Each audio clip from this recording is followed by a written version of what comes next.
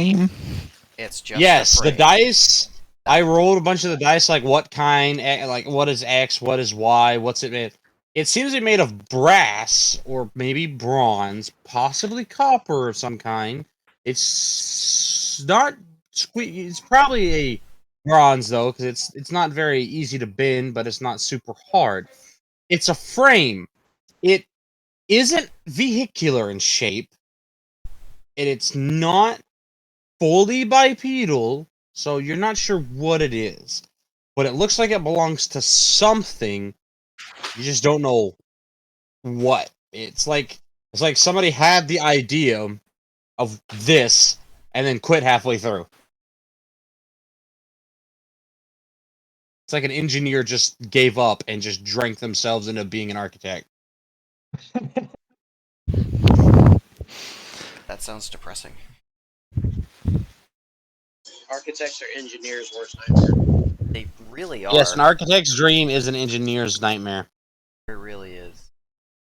Like, you want to do what? I'll just put it on a 50. It's on a hill. Why? Art. All right, but I need to put supports. You can't. It'll break it. It'll break the immersion. Nigga, it's gonna break your fucking neck when it falls. It needs to look like it's floating. It's just gonna be floating. It's gonna be floating at 32 feet per second down the hill. It's gonna be I think floating. at that point right it's no into- longer floating, though. No, it's in free fall, therefore it's floating. Pretty That's much. the rules. If it's not touching It's not- the ground, it's flying. Technically, you are floating or flying until you hit the ground. That is the rule. My favorite thing to do is If you sit say outside- so. Don't Bro, have, I'm just saying. We don't have rules for semi-flying, because then every time you took a step, you'd have to calculate fall damage. So, on an unrelated note, I do like to go to the rainforest sometimes and just wait with a bat near sugar glider hives. Oh. What? Hey. Well, he doesn't Gliders are say he's adorable. doing anything, you're just assuming. Okay, first off, fuck sugar gliders. They are horrible creatures. They are absolutely terrible pets. Why? Okay. Oh my god, I'm just gonna send you the video later. They can do a better job explaining it than I do. But Hood Nature actually does a lot of research on them, and I agree they are fucking horrible. Yeah, let's see. Unless you want an animal that is prone to heart attacks for no reason at all, other than you walking too fast, don't get a sugar glider. But it just gets scared to death. That is very common with sugar gliders. They will just die of a heart attack from fright from any sudden movement in their direction. From existing. God. Yeah. Almost as bad as foxes screaming at 3 a.m. into the void. They have a reason for that, though. No, they're not. It's just they just do it. Okay. You're right, that's... So yeah, It's Klaus. like a very good survival trait to just drop dead. Oh, possums do it. That Danger! yeah, they pretend. Sugar gliders don't pretend. They're just that good at acting that they actually do it. Hey, It's called the method logic is acting. flawless, though. If I die, I won't feel the pain of dying. All right. So Klaus has made a frame. It's about 10 feet long and 4 feet high, and it is touching the floor. It doesn't look like it has wheel wells, but it does look like it has some sort of peg system underneath it, possibly a place for a seat and or some sort of harness. You're not sure because it doesn't have a vague shape of any kind of vehicle or carriage. It's sort of got like a ambiguous, like rectangular shape. Ambiguity.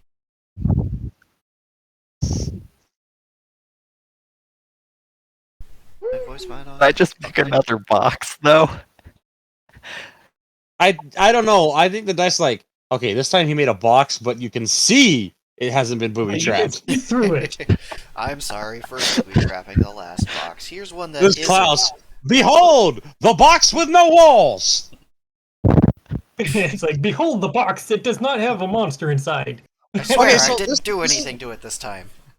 This is how the dice, I think, view Klaus. They view him as Dr. Weird from Aqua Teen Hunger Oh, Force. jeez. Corn!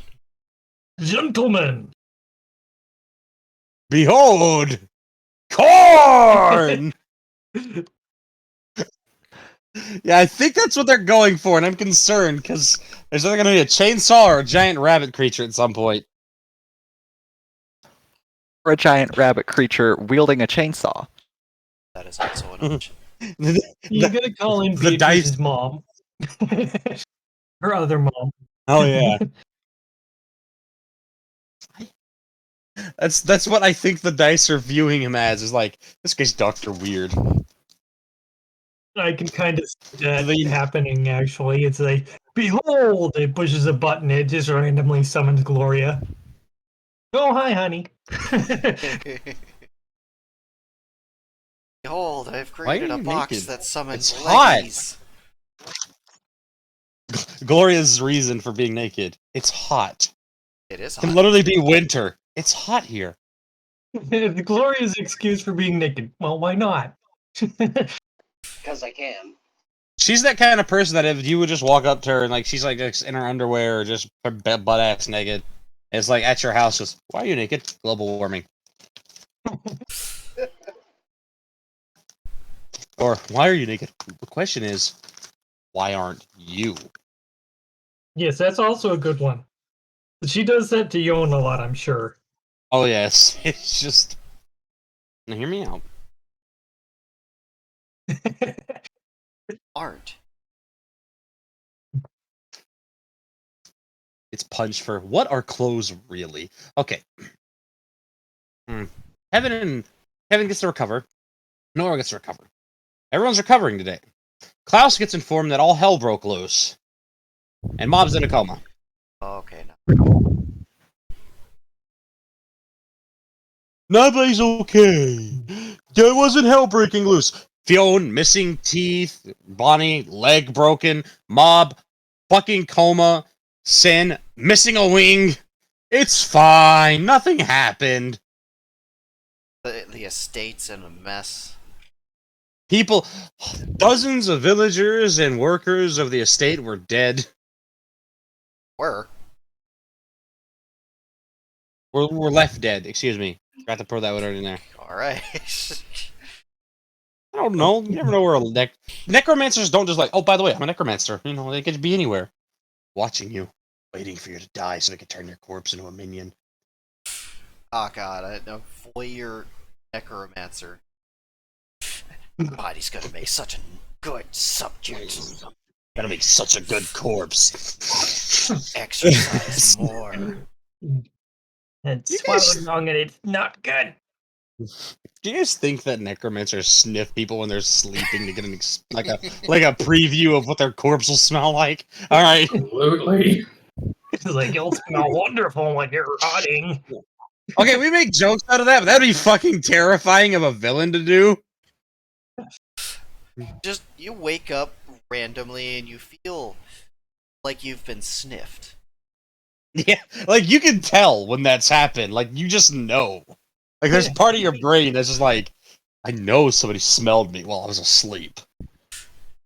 Or they just like Alright. leave a note just like, so tacos, huh?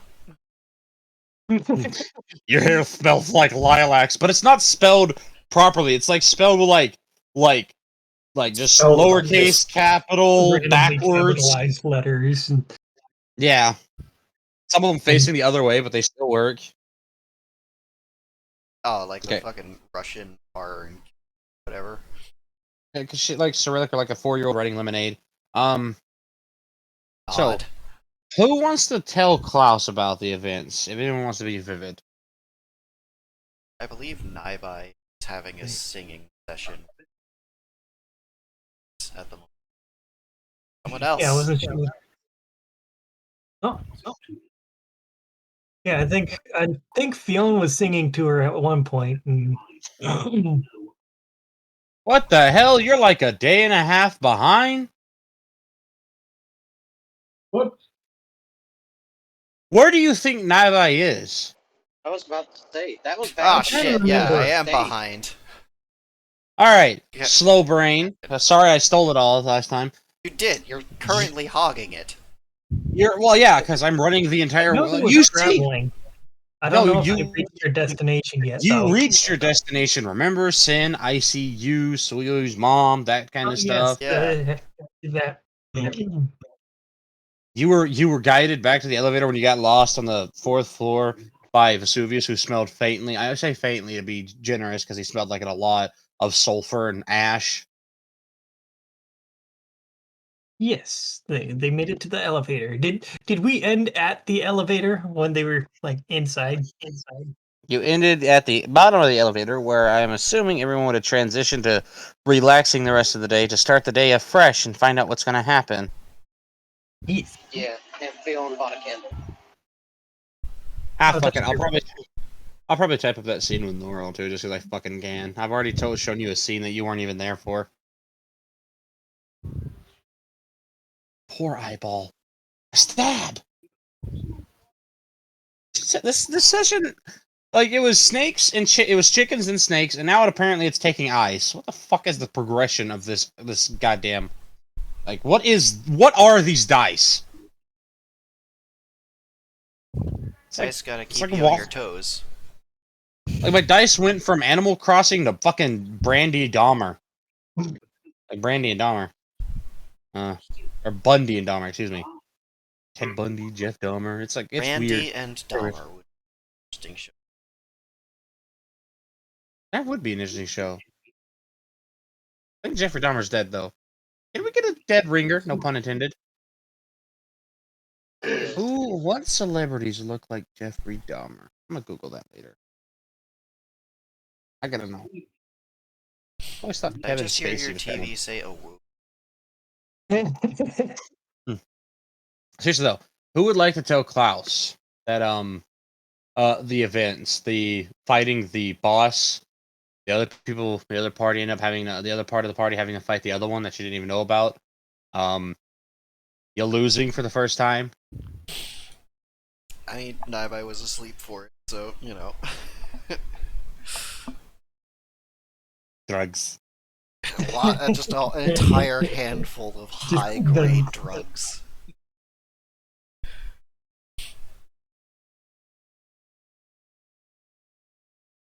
Alright. Well, I suppose Beatrice can if she comes across him, unless somebody else is nearby, like Fiona. I mean, Klaus would probably be relatively nearby, considering that they just kind of stuck him off to the side in a corner when he wandered in from the workshop drooling with a frame. He'd probably just like go about his daily routine and not even realize that everybody else had been hospitalized. Like, oh, we're back here at the guild I was originally supposed to go to. Anyways, what is this? Guys, I made I was a like, thing. I seem to have traveled again. Okay, so what did I build? That's a good question. What? How?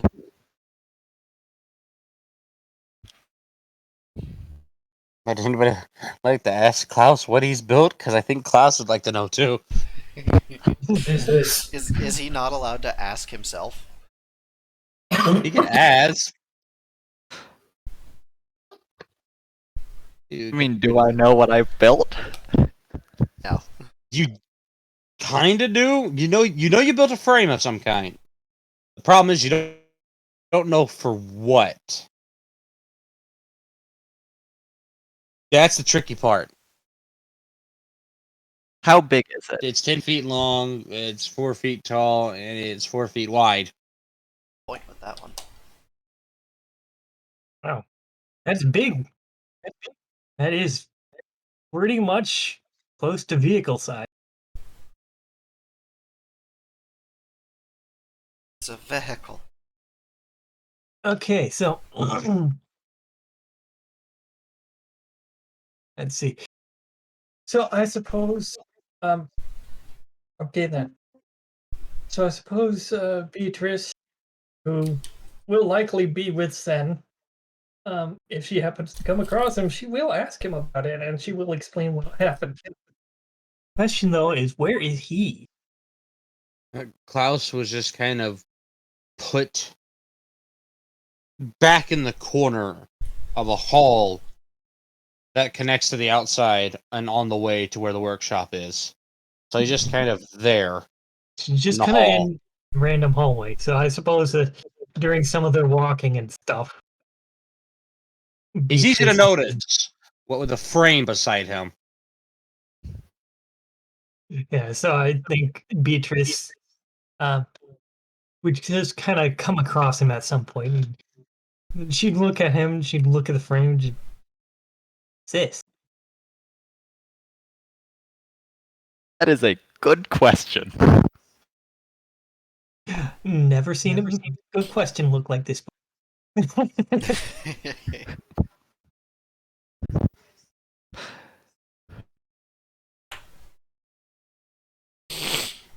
So she's going to just kind of put a finger on the frame and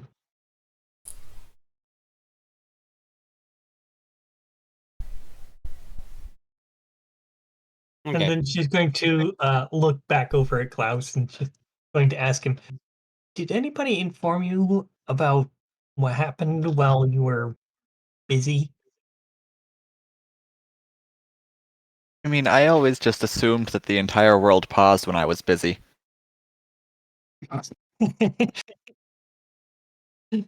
So she's gonna look at him, not sure if he's being serious or joking. She kind of assumes that he's joking, and she's going to say, "Well, far from it.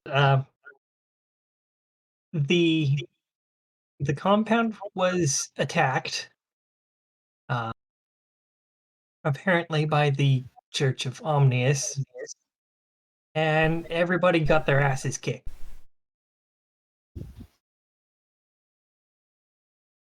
I see. Uh, they had two pretty high level people come in and um, well, see if my throat would work right here. Uh, and they came for that book that Naibai had and that dagger that I had. And well, like I said, they beat everybody up and they took them. Well, that's rather rude, isn't it? Yeah, I'd say so. So several of our friends are currently receiving medical treatment. Kevin and Noro, I think, are in the hospital wing right now. Mob is in a coma.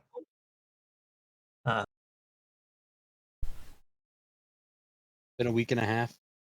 Yeah. It's been about a week and a half.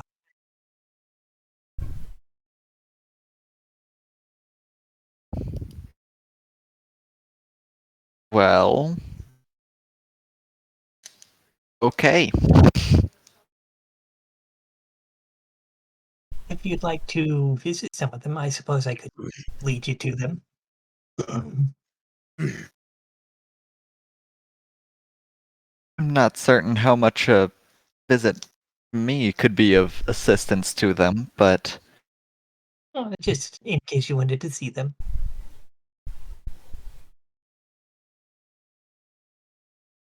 well, okay. If you like, we can see if we can figure out what this thing is. So she's going to tap the frame a couple of times with a nail. Just kind of.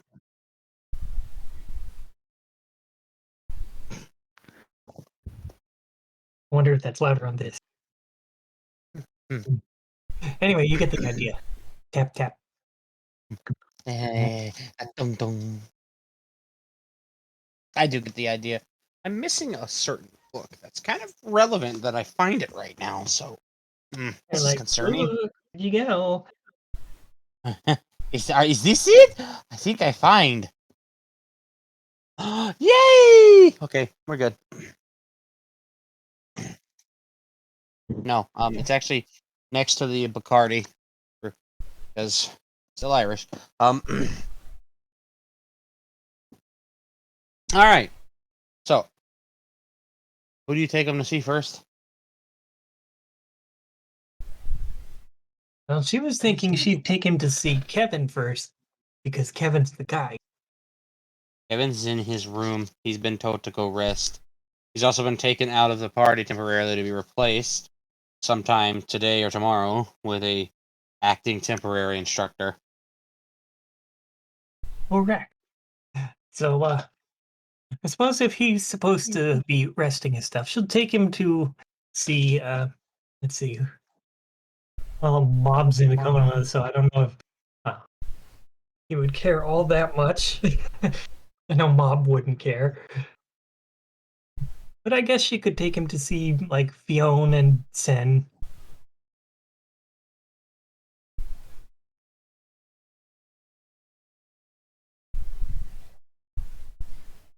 What would Fiona be doing? Fiona? Oh. You know, Well, new day. I think Fiona, once he got up and good to go get breakfast, I think he would have went to the library. Ah, yes. Fiona goes to the library and sees a kindly gent with very tan, kind of olive skin and black hair walk by. Excuse me. That's all you. That's all you see. They smell very pretty though. Smell of cherries. They have a very thick book in hand. It's an interesting NPC. Is there a like a librarian around? Would a library have a librarian minding their business?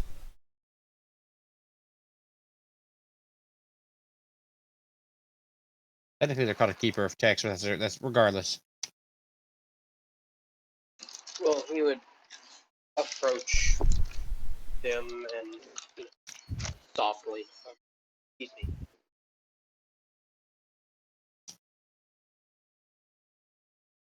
I was wondering where the section religious text.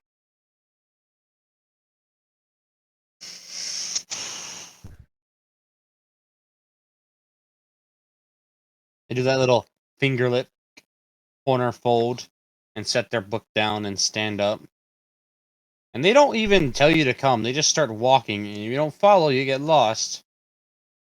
No one would follow. It's quite a large library. It's the reason it's on the first floor.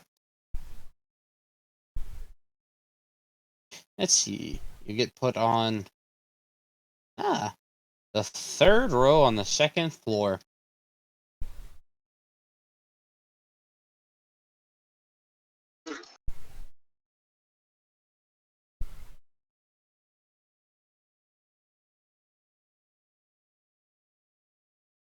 Fiona would thank the person that led them there.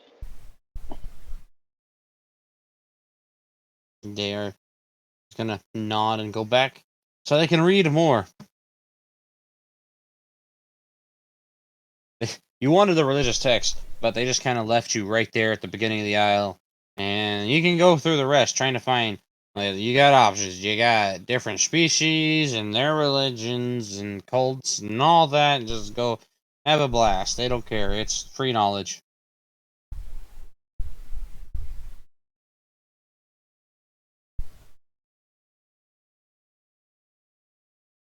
I think Fiona would see what religions the Leonas have.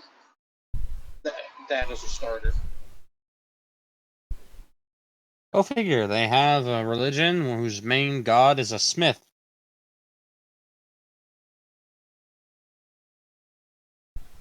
Hey, look, you learned about Veravis, the smith god of the Leonis, ancient Leonis. They called him Sunforger. Enjoy that.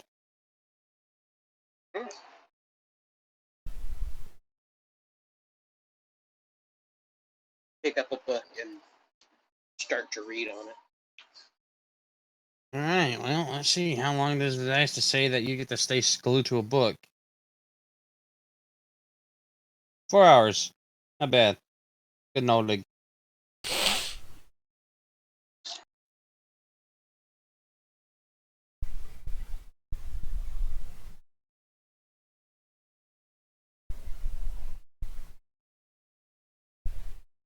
Let's see. Note to self. Tell him more about that nerd. Okay. Oh, there you go. There's Fiona. He's library. Kevin is room. Not hard to find Kevin's room now. It's still in the same area it was. If you want to go find Kevin first, or want to go find Fiona.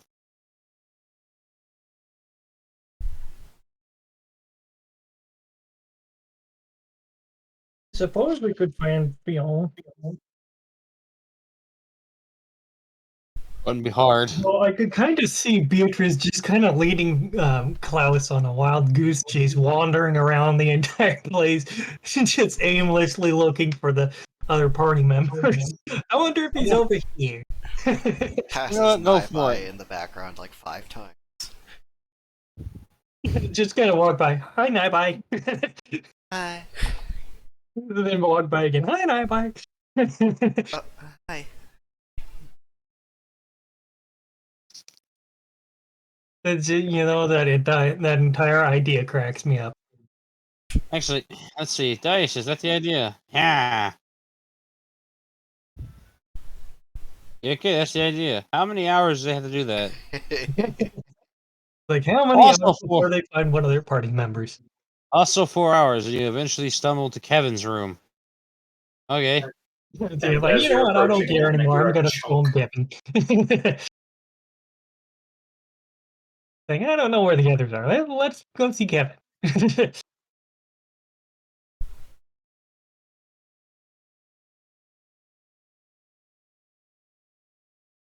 So yes, she'll lead him to Kevin's room, and then she'll just kind of politely knock on the door. Now, upon hearing the knock, you're gonna follow up this final thunk of knuckle on the door will be followed by a loud mechanical kerchunk and a string of expletives and a smash. Half She's second going ago. to very carefully open the door and peer inside. Kevin's trying to pry his hand out of the breech of his cannon lance. Fucking thing! Technology betrays once again. It's evil! Over, and she's going to assist him. Just pulling the little lever right over there. That one, not the other one. The other one will hurt more. This seems like the type of thing that I would actually be useful at. So she will pull the proper lever as indicated. There'll be a bit of resistance, but when it does click, he kind of like pulls his hand out and it's just immediately like 2 fingers just immediately go in the mouth. Just Hit me.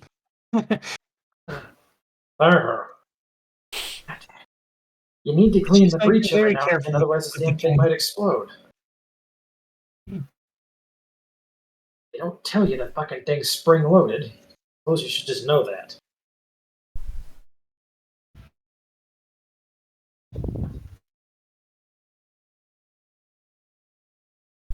But thank you.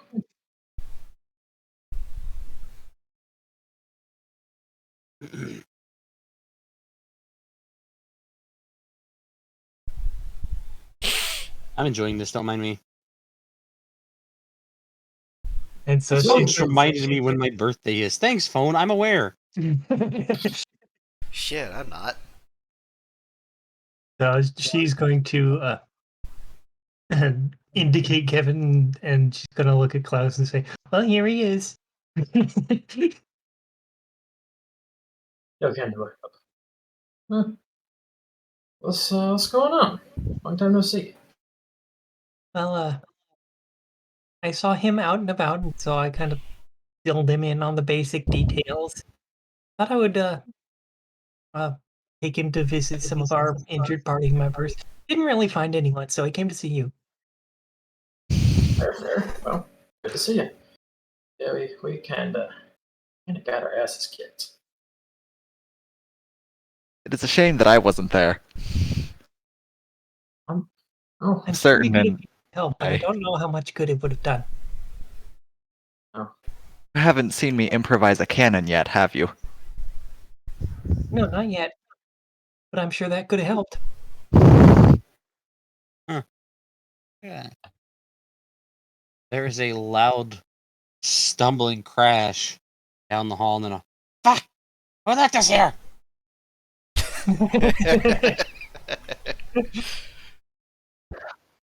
I just slowly move out of view from the doorway. Beatrice, however, is going to move over to the doorway and peek her head out to figure out what's going on with those big old bunny ears perked up. Looking just the adorable. It's just the Karkarian just lifting the frame up and leaning it against the wall.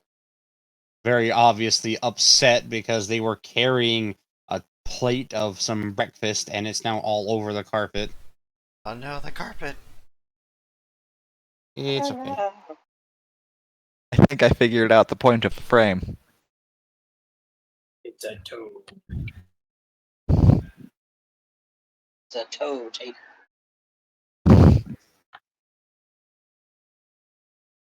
So Beatrice is going to slowly withdraw back into the room and then we'll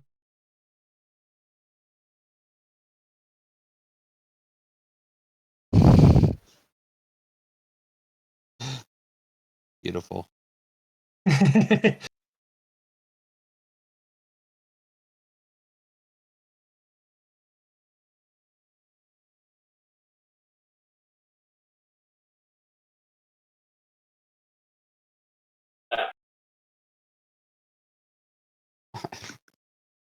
I just hear the Who's our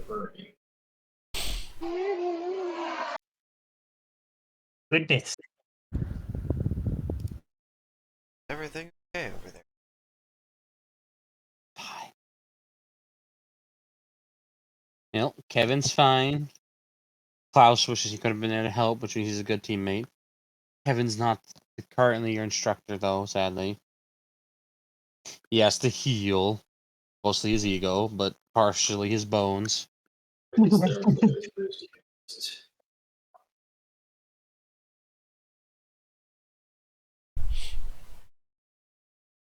They've informed you that they could heal you fast with magic, but one, it's expensive, and two, ideally, it's something you can naturally heal from relatively quickly. So they don't want to. He's like, I could probably heal this faster if I can hook this. That's not doing it.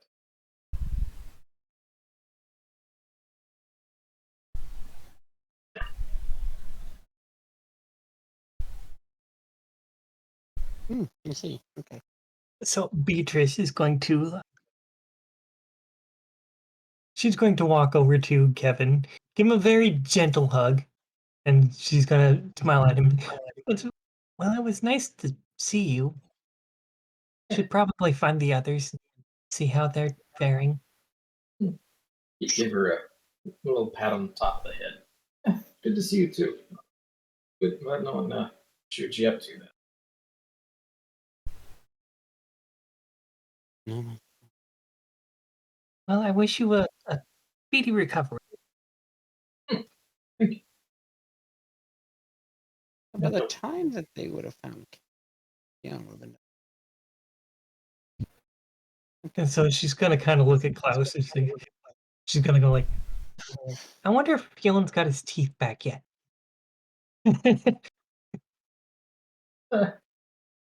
Just hear kind of a chuckle from this.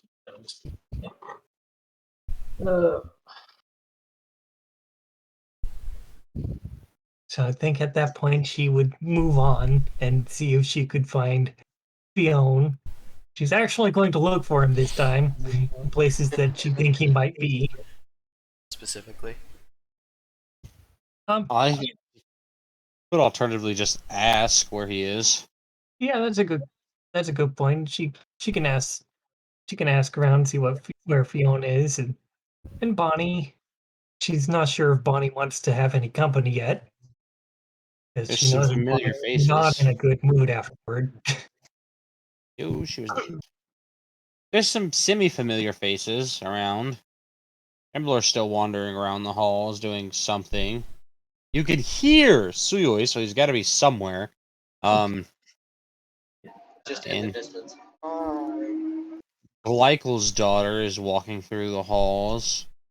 They look a little tired. They're not wearing their traditional garb, so they're more like just casual clothes to wear right now.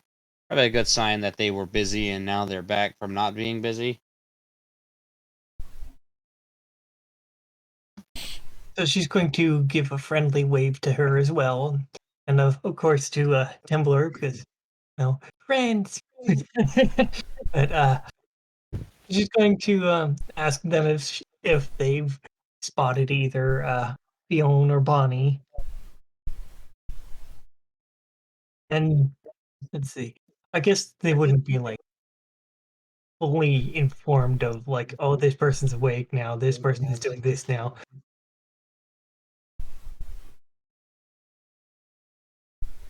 They know they've seen Fiona wandering the halls on the first floor. Don't know where he went. Aurora can inform me because they just let you know that they just woke up. Or rather, Sam just woke up. No. That's all you get out of them as they wander off to go get coffee. It's like, okay, bye. Just And like, nice to Timbler meet you. just. Yep. Timbler, as endearing as ever, just. They're somewhere downstairs. And then they'll just walk off pridefully with that statement having been said. It's like, I help. So helpful. The distance. Morning. Hi. Hi. So she's going to kind of head that direction because she knows that Suyo is a nice guy, and she's happy to see him as There he is, being him. Tall and waving at everyone who comes in the morning. and so she'll give him a wave as she comes through, and she'll ask, "Have you seen Fiona or maybe Bonnie?" Oh, Bonnie, young lady Bonnie. Where was she? She left her room and she went to ask mother to train her, so she's somewhere, probably in a forest having her bones reset. As for Fionn, he's somewhere here in the building. I don't know where. I think he's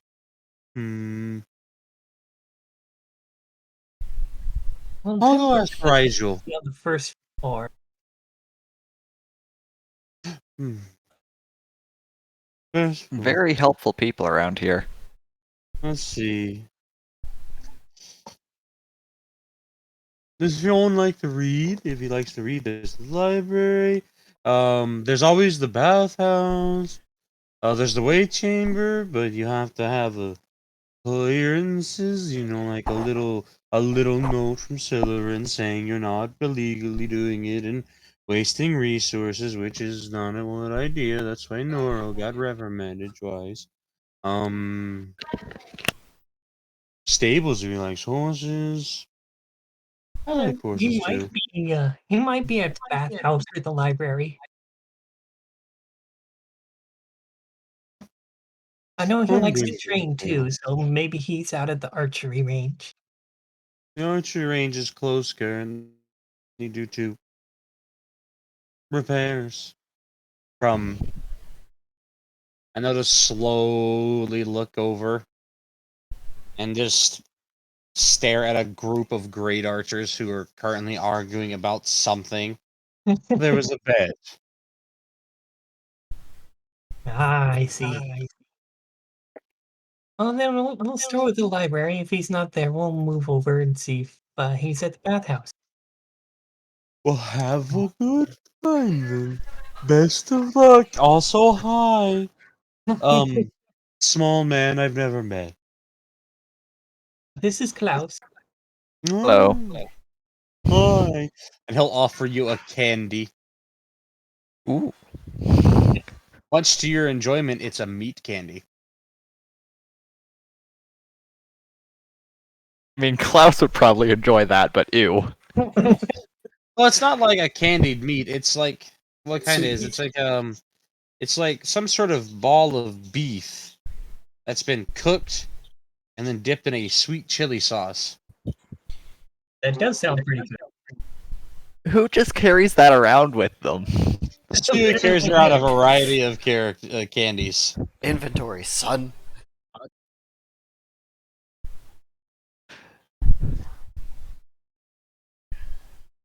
Is give people snacks. It's positive reinforcement to make their day better.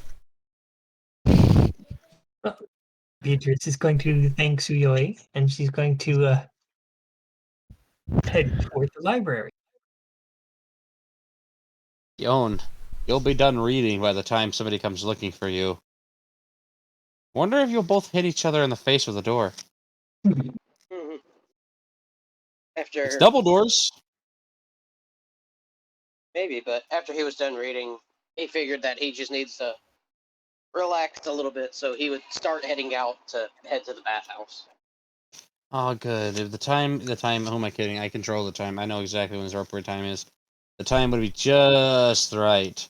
You'd go in the library looking for Fiona in this goose chase, and then you'd see him, mostly denoted by his floofy tail swaying behind him, about 30 or 40 feet down the hall. So, spotting him, she would say, "Oh, hi, Fiona. He'd look to see who called him. Oh, hello, Beatrice. Hello, Klaus. Are you feeling any better today? Your teeth still hurt? They still Eh. missing?" From My teeth are upstairs. still missing. Who the fuck left this here? It's still going on. My teeth are still missing, but mostly I'm fine. It's just in the library doing a little bit of reading. Figured that I need to relax a little bit, so I was heading to the bathhouse. I'm rolling for this, and I love how many people are running into that. Could probably move it. It's no, this is the thing. They're each moving it to a different place. They're all trying to be good Samaritans, and they're Who in put this here and then puts it somewhere else? Like, yeah. That's literally it. They're trying to be good Samaritans and move it out of the way, but they're inadvertently putting it into somebody's path in the near future. If that's the case, I can no longer be held responsible. you have inadvertently made it a weapon or made a device that is completely mundane, save for the fact that it moves into people's timelines. The strict intent of stubbing toes. Just walk. Ah, fuck! Shit, stairs!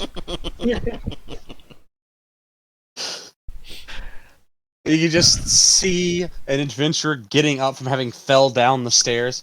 I'm okay. Don't worry. Ah, I have 2 elbow. That's not good. And they go back up the stairs. Infirmary. Stop, I have to pee. Self-injury happens a lot here. I'm good at that. As am That's why I. it's an infirmary, because nobody's more accident-prone than adventurers. The greatest threat to your survival are you idiots. It's like, why do we lose so many players? My party wondering if it's theoretically possible to have the fighter slam a hammer into the dragon's balls fast enough and hard enough so that they can get him to breathe out a stream of flame and instant cook their ramen. I mean, they could also just ask politely, but The problem, they don't ask D&D. It's all about risk-reward scenarios that don't even exist, so they make one. Yeah. I am bored, and therefore everything is in danger. Therefore, I will make the entire world. They're that fucking fox that's gonna make it just gonna make it everyone's problem that God gave them another day to live. Yes.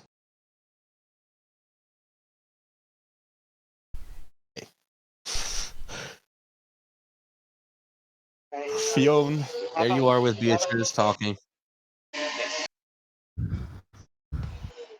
Feeling this. So, how about you, Beatrice? How are you feeling? Well, I'm doing okay.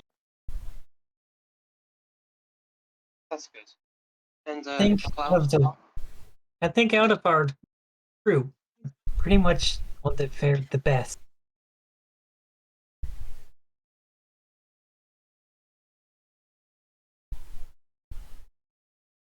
I was thinking about going and checking up on Mom.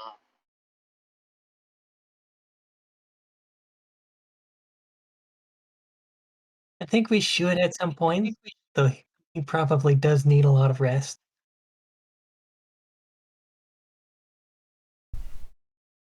Hey, never hurts to just check up on him.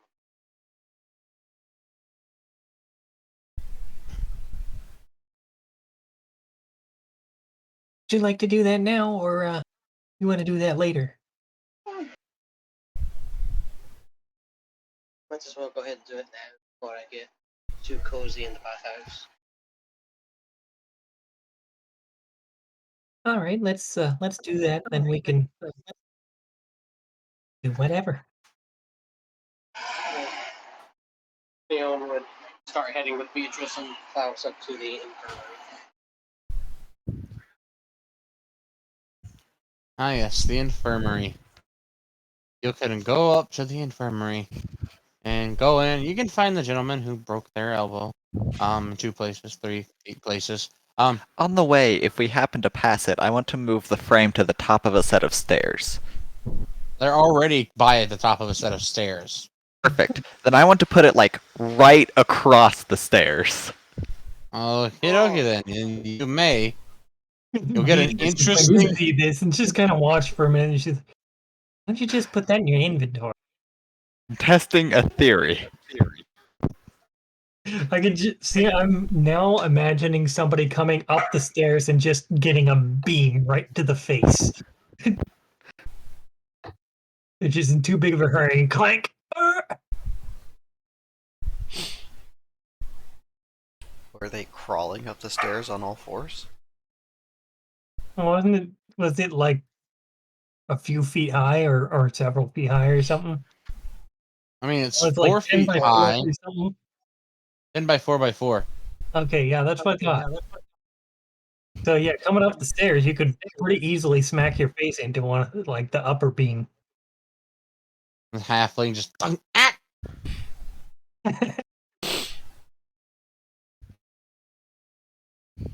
And then the sexy goblins. The first one you've actually technically seen. Just wandering about. Alright, well, we'll find out what happens there in that scenario later. I'm curious too what the dice will decide. Who knows? Well, Beatrice doesn't really want it causing harm to anybody, so she's just gonna. How much can- does it weigh, by the way? Some amount of pounds greater than 3, I would assume. I imagine it's fairly heavy. So it's not like Yeah, just throw it over her shoulder or anything. It's more like she drag it or something. it weighs Fiona, 133 pounds. Fiona would assist moving it into Klaus's room. Wait, does Klaus have a room? Klaus was assigned a room. He just doesn't Klaus use it. has never seen the inside of his room. Well, That's Fiona okay. would assist Klaus moving just it sleeps into in the Klaus's workshop. room. I mean, that's inadvertently his decision because he's always there and then he immediately drools while it's there. So, like, he's just always in the workshop because he autopilots to the workshop. Like a true engineer / scientist. I imagine him basically, like one of these times he drills, he just grabs the frame and drags it with him to continue working on it. I can see it. Can Klaus And then he continue just kind of like working on holds on to the top part and rides it down the stairs like a sledge. Says, "Wee!" Lands on his feet and keeps dragging. Imagine that would take more dexterity than he actually has. That's why he couldn't accomplish it while he was normally awake. It only happened when he's drooling. Stop that yarping. Heard that. All right. Love that Was idea, me, but sorry. no, stop. Here. Just, I absolutely love the idea, but no, just no. Alright. So yeah, Beatrice is going to ask him where his room is. It's simple. It's by yours, or it's on the other side. It's across the hall from. I think it's across the hall from Bonnie's room.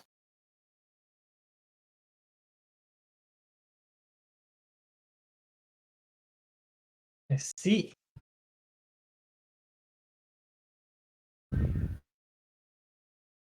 So once she figures out where his room is, she wants to put the frame in it with Fiona. Because she doesn't want anybody getting hurt.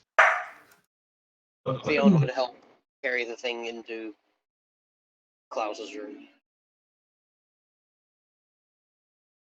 Yes, Gotta put a pin in this for now.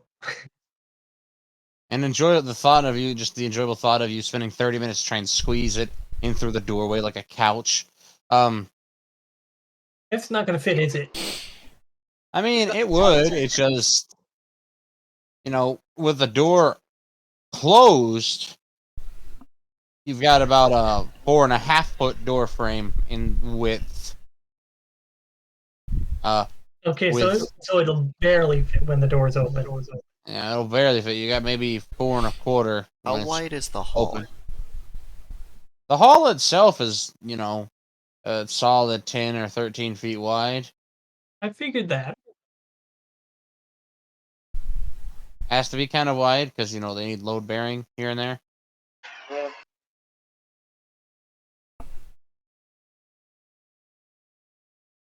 Now once Yeah. the frame has been gotten rid of, then she'll take him to see Mom. Because Yes. Yes. it feels responsible if she leaves it in somebody else's way. Okay, pee Because break. Noro's still in the infirmary. Nora was never in the infirmary. Nora was being independently taken care of. Yeah, Nora did jump from the infirmary right into another fight to try and help, though, so. Very good track record for him. Let's see. Bob and Sin have rooms side by side together because they put Sin in his own personal room in the infirmary so they can spend the next few days healing him. Beatrice, her priority. She's going to check in on Sen real quick before she visits Mom.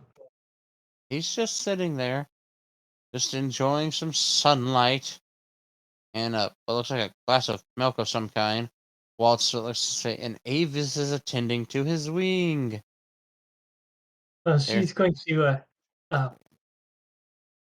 pop in briefly, kind of give a wave, and then she's going to give him a peck, and then she's going to head off to see Mob with you. Ah, yes. Let's go see Mob. Mob says... There you go. Snoring noises. Accurate. Is he even snoring? He's probably he's- just sleeping peacefully. Breathing. They are medically alive. So she's going to walk over to Mob, and she's going to reach over and just gently pat his hand. You never really stop to do it, but it's like, fuck, Mob has a big hand. And that kind of makes sense. It's also got like a little bit of scale along his, now he's not always dressed in his comfy red threads. You can see that his scales go up from his hand all the way up to his bicep, where it kind of transitions back into flesh, and then it returns the scales around his neck and chest, and more flesh, and then more scales down around his legs, pretty much all the way the rest of his legs. He's not really doing much. He's warm. He's got a, you can see he's got a pulse. You can feel his heart beating. It's very slow. But that may just be because he might have just a giant fucking reptilian heart going on. Yeah.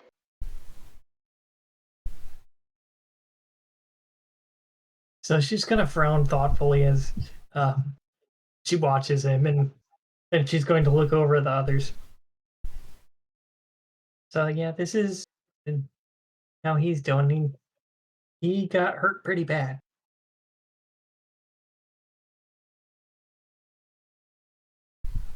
Just hope that he wakes up. I do too. He Do you didn't know if see him in anybody the has corner. contacted his lady friend? Let her Huh. know.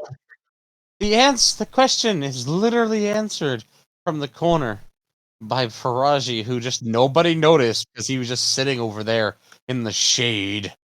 I think he was sitting behind the blinds for comfort because he doesn't want to be in the sunlight. Oh yeah, I wrote a letter.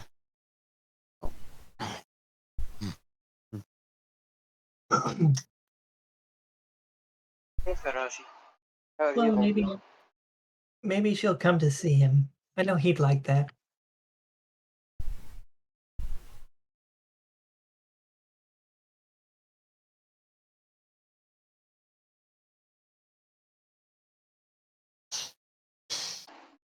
So, Fiona, So she's give gonna him pause for a moment, and she's gonna look over at Klaus. Oh, this. By the way, I don't know if you have officially met him yet, but this is Faraji. He's my brother. I guess Faraji with his pretty mocha skin. He's very handsome. That evil be shown in blood of his just makes him. It's just he's naturally handsome, and he'll use it as a weapon if he has to.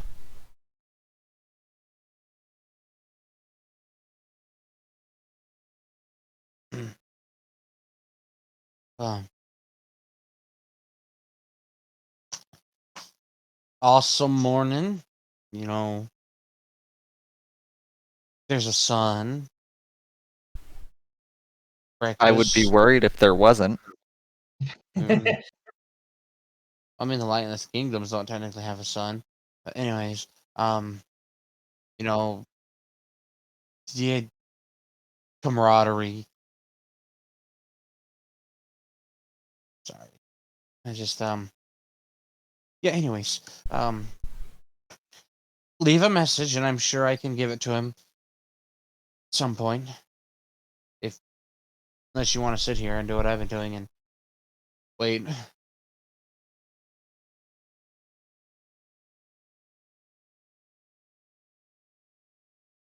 Well, I'm not sure how much good all of us waiting here could be, but if he does wake up, let him know that we're thinking of him and that we hope he feels better very soon.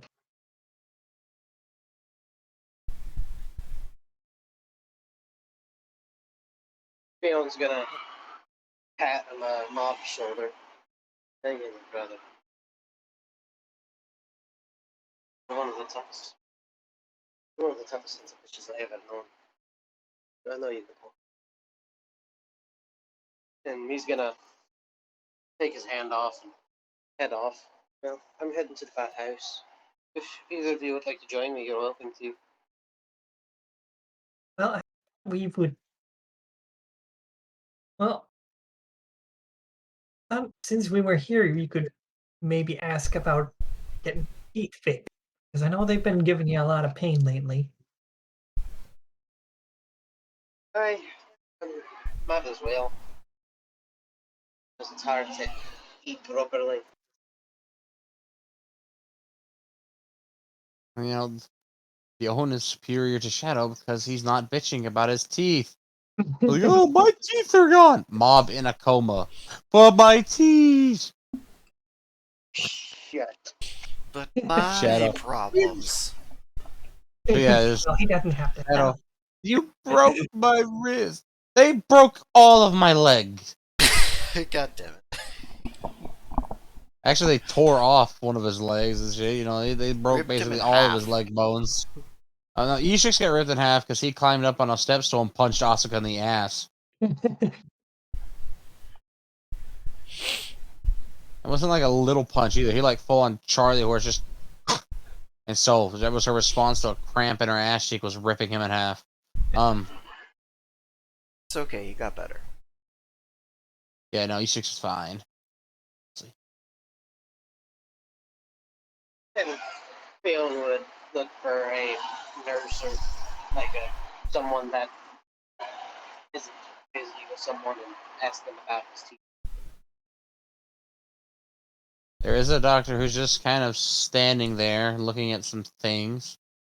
He's writing some stuff down with his pretty fountain pen, and they'll look at you when you approach and talk about teeth. And it's quite a simple thing. They just write on a little strip and then they tear it and hand it to you and tell you to go to the general store.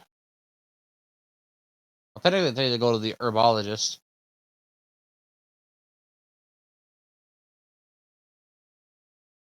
Fiona would take the paper and thank the doctor and ask where the herbologist was. How long have been here?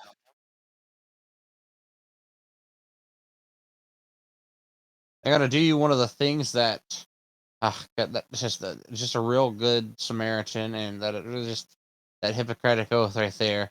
They will leave and then come back with a fucking little stack of paper, 4 pieces thick, that is color coded lines of where to go. Adventure lines, yay! They will Follow point the out adventure line. they have all 4 floor, or they have all 4 available floors because nobody really goes to the top floor except the guildmaster, and you've got bottom floor in its floor plan, and the arrows that'll point you to the cafeteria, the bar, the request board, the special request board, and the vault and such, and registry. They got the second floor that points you to all the shops. Third floor that points you to rooms, and it's pretty simple, just rooms. And the fourth floor, it actually has a layout of, well, it doesn't really have much. Just tells you that it's the osmium floor, and all of the arrows point to a door, and each one says osmium, osmium, osmium, osmium, osmium. Some of them say platinums, and others, it's just the floor of elites. But it doesn't take long to find the herbologist with this map. They're also on the second story, wedged neatly between the general store and the Fletcher.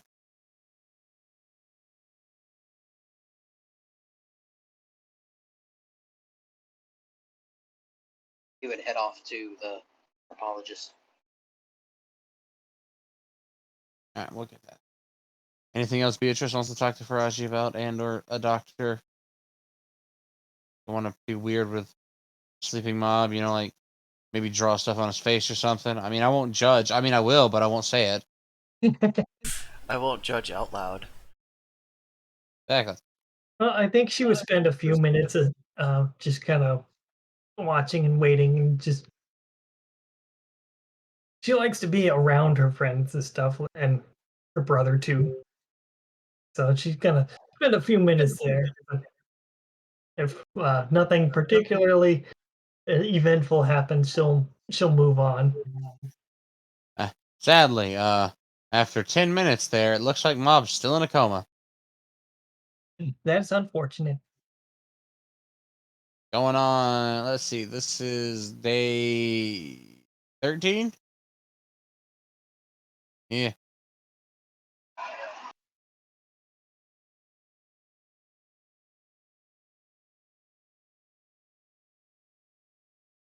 How's Oof. spirit actually body or out? No, his spirit's in there. His spirit's very strong. Strong, and it's very violent. There's stuff going on with him that's taking time.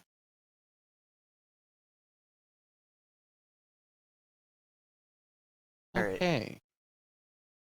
I didn't want to just like go slapstick route.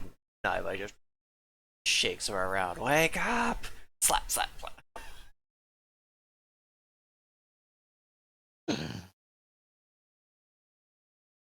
Sadly, amusing as that is, that wouldn't work.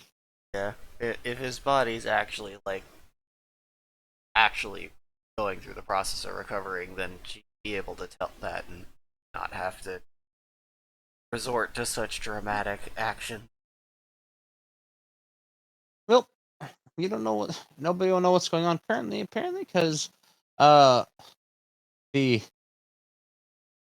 nurses have requested that everyone vacate the room since there is currently. You can see them patiently waiting for you to leave. A divination mage there to specifically diagnose what the severity of his problem is. Been in intensive care for a day and nothing they've done's worked, so he needs to figure it out. I mean, So, Naibai is not even there right now. They're at the market stalls shopping. Inside or outside? Inside. Okay, so that's a long ass walk, but okay. Yes, the market stalls at the other village. Village, well, you in a city, but yeah, you literally left via docks. Villages don't have docks; they got a pier.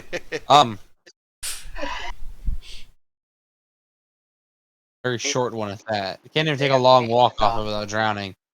All right, you'll have to be vacated. Follow their prompt to leave. They're And very then professional. I think she would follow Fiona after that.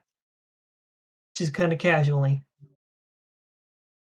Look, they are so professional. When they shut the door, though, you can see a bunch of runes pop up around it, and then the little alphabet will spell out divination in progress. Please do not attempt to interfere.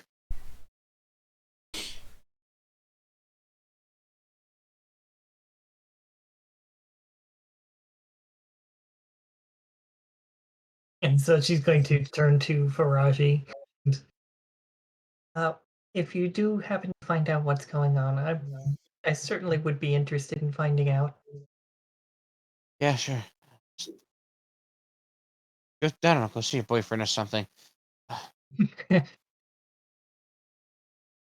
And so at that, she's going to gesture at the door next door. Well, he's right here. And then she's going to Still sitting there. I see you and all. at this point, follow Fiona to get his, I assume, medicine or whatever. Yes. Fiona is going to go get medicine. Thanks to that little strip, all he has to do is walk in there and show them, and they'll give him a singular bottle, and it's very small. It's maybe 3 or 4 ounces. Single dose. Please take it with meal and hydration.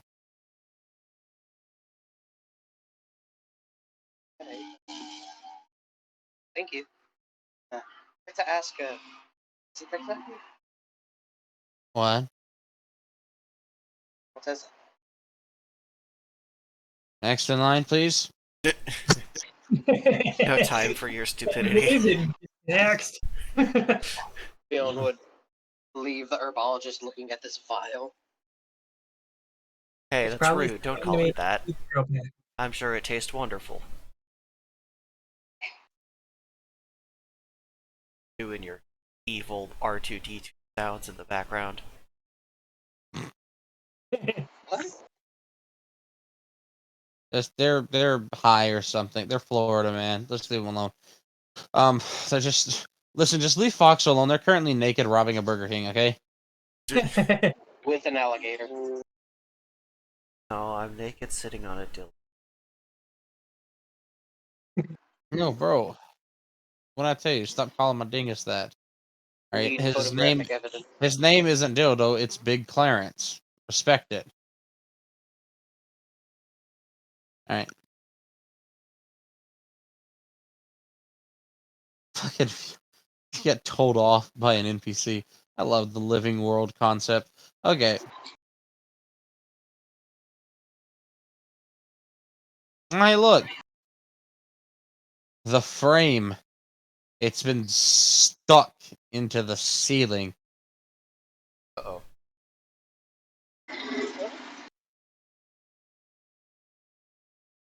Looks like it was meticulously pushed into it.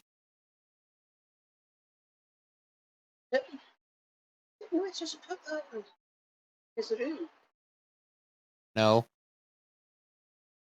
he did not. It was left in the hall. Someone put it in the ceiling after they hit it. I can imagine that with Suyoi. So you just think, oh look, excuse me. Pretty much. It's like, I'll just put this up here. Hmm. There you go.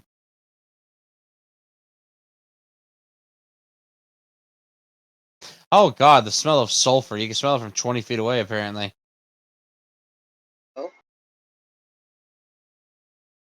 Would be Mrs. Nice, as charming always. look, assuming that she's near Vesuvius again.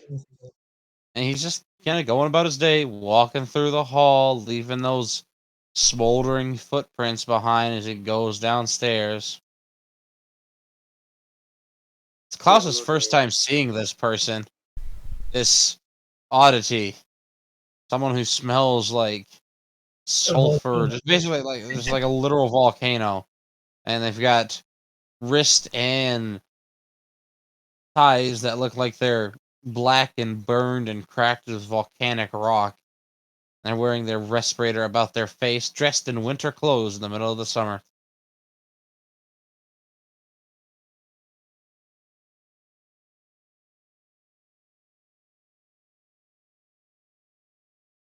Shake their hand.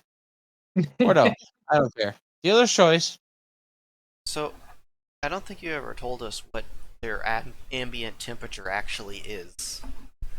Like, you never gave us a definitive number.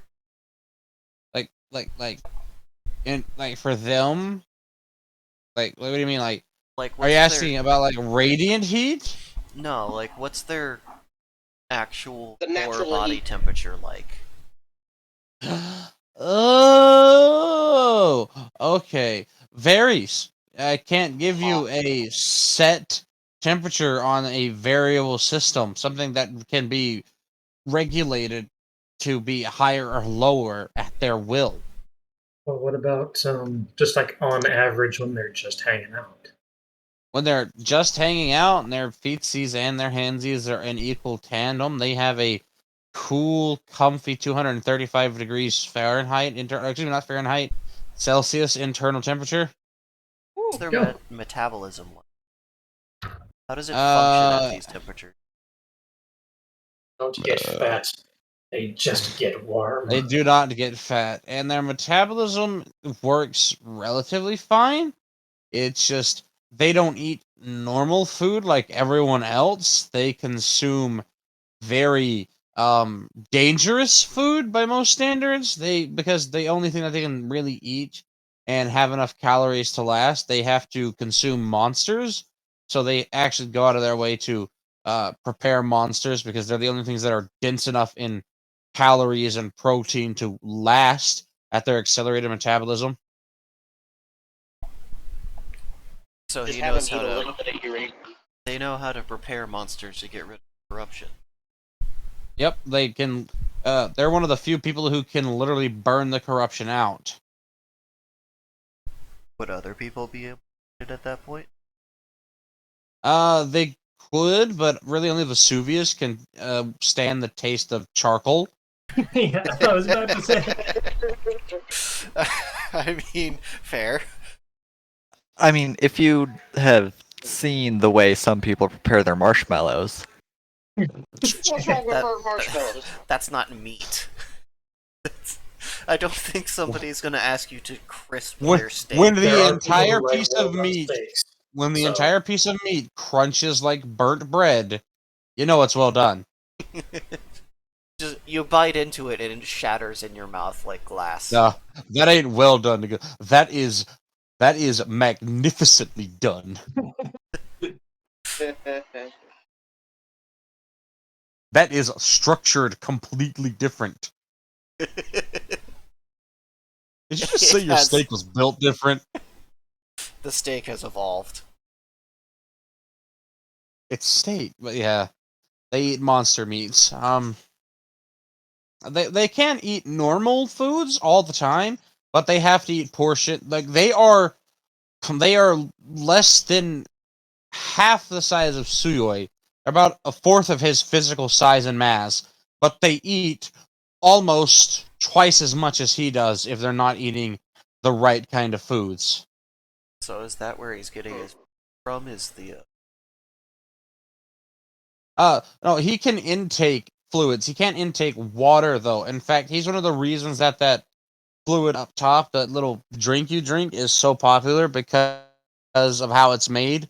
It has a much higher boiling point for water, so he's able to drink it, and once it goes to boil in his body, it's kind of already late because your body can reclaim steam.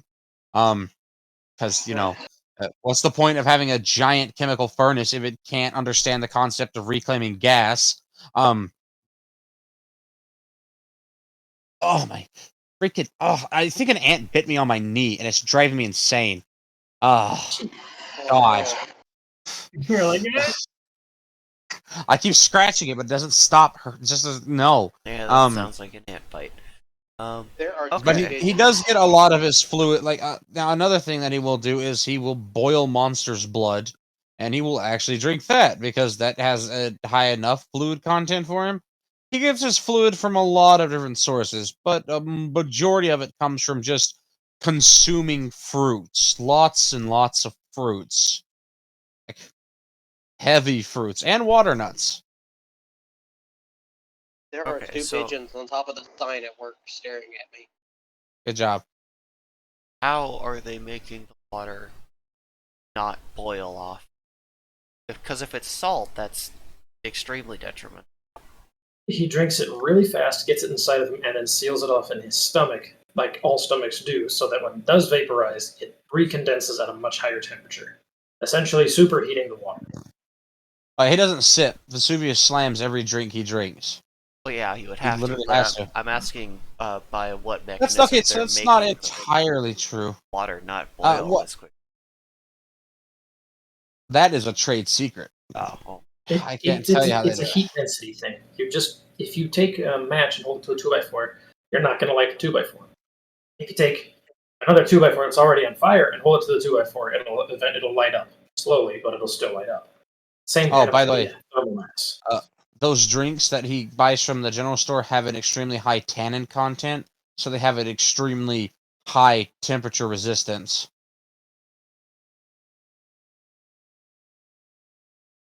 It's like tannin being basically and essentially a film that can be found in grape products and tea and everything. tannins and a lot of stuff.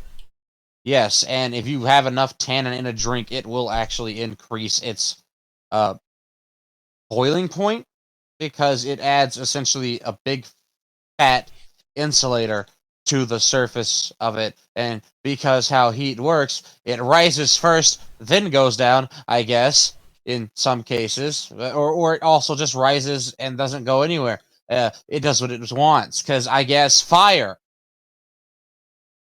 Okay, but if Now you it's, got me angry. if it's full of tannins, then it's also really acidic because they form colloidal solutions. You do realize how acidic sulfur gas is, right? Yeah, I know, but like they're also selling these things to the general public, aren't they?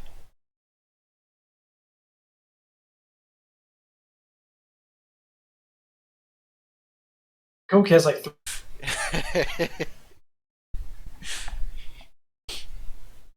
and like strip rust from things and everything. It doesn't matter if it has a lot of tannins and it's acidic. Your mouth is still a mucous membrane.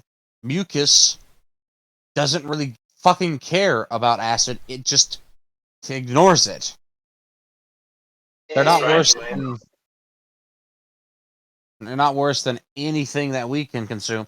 Like there are things in this world that we drink that are worse than that casual little drink from the general store.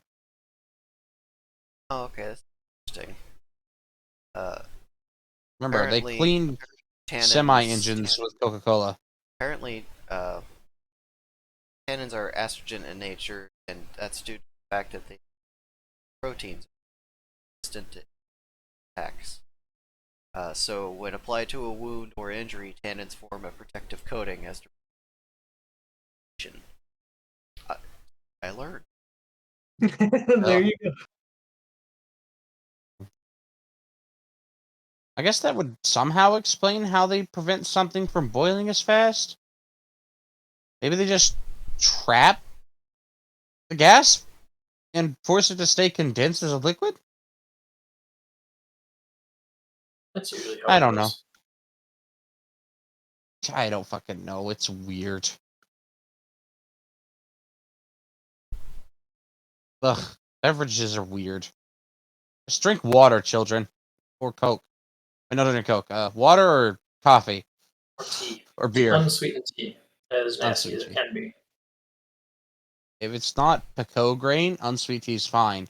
It's just that Peco, or orange Peco as it's known, i.e. the number one tea you get from like Lipton and Luyan and all that, it's disgusting fucking tea without sugar. It's just, it wasn't meant to be good. It was meant to be cheap. Anyways. Oh, this is interesting. So, Dark? ta- Dark? safety Moving tannins on. are considered an Alright. We're muting Dark for a second here until they can fucking learn to stop hooking onto something. Okay. Now we passed this. I've answered your questions.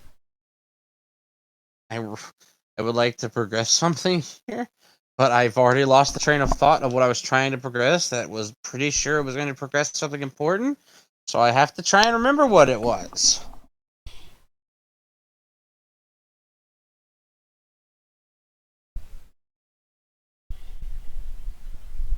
Over and over and doesn't accept one answer for something and can't ask these during any of the fucking 5 days I am not DMing something.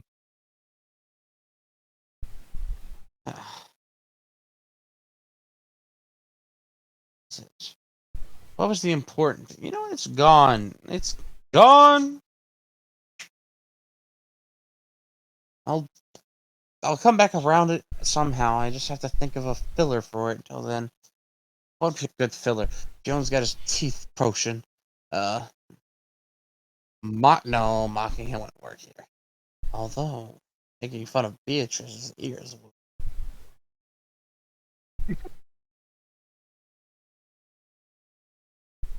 The frame's still in the ceiling. Good to know.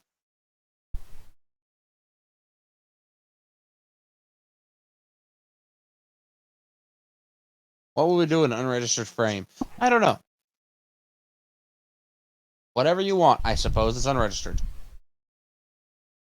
Fiona's not bothering Frank. No, it'll be fine. Until it falls. Okay. So I can't remember what it was that I was originally going to try and put you on towards to explore some more. Well, let's see. My brain would turn back on. No, I know everything we've done, Ivy. That's not the problem. The problem is I don't know what I was going to do next anymore.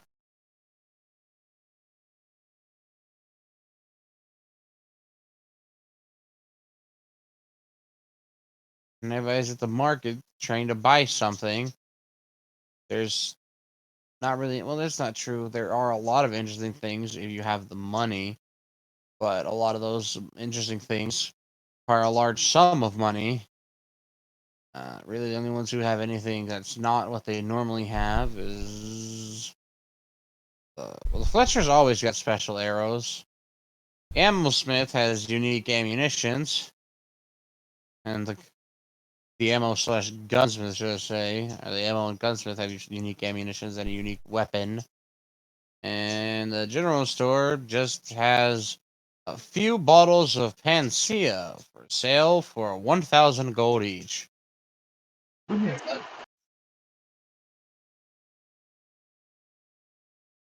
No, I don't think we can really afford that.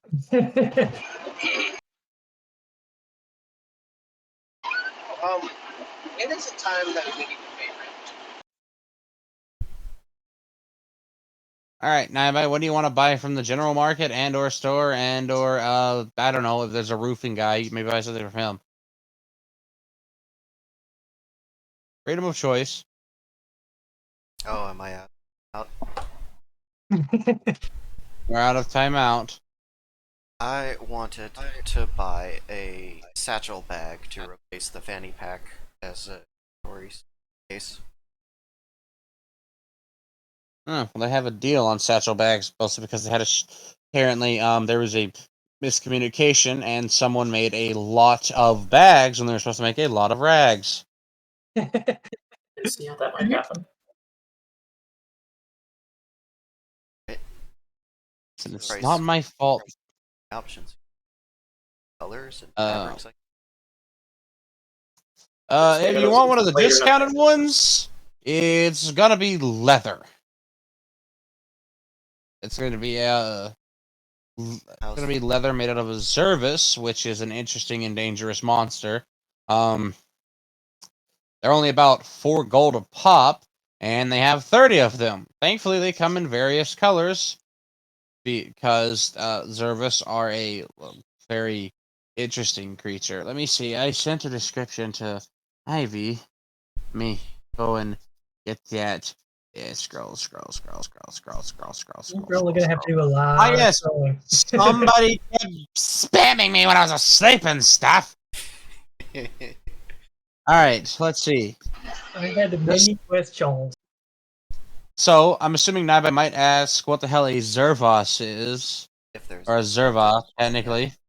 And there's an attendant, and they'll explain. Zervas are a rare and dangerous monster. They're often found in northern climates. They're really common in dungeons, especially. They're like there's a bunch of them. There's enough that they're a problem. They're large quadrupedal felines with pronounced jackal-like jaws, except they have very thick musculature around their bottom jaw. They have 4 eyes that can vary in color based off of a number of factors. They are master ambush predators because this actually, and they'll take your hand because they're slightly excited to inform somebody about Nolig and put it on the quote fur of this leather bag, and it does not feel like fur. It kind of feels like sort of like a little. It's like psyllium or cilia as it's often called, because these right here actually they have a lot of chromatophores in them. So when they were alive, they would cling to something or lower themselves down, and their psyllium fur would release chromatophores to mimic the general color of what they were against, helping them blend into the environment, becoming much harder for someone to notice, especially in a stressful scenario or when passing by, allowing their ambush to be much more vicious. They also had huge paws as big as a child's face.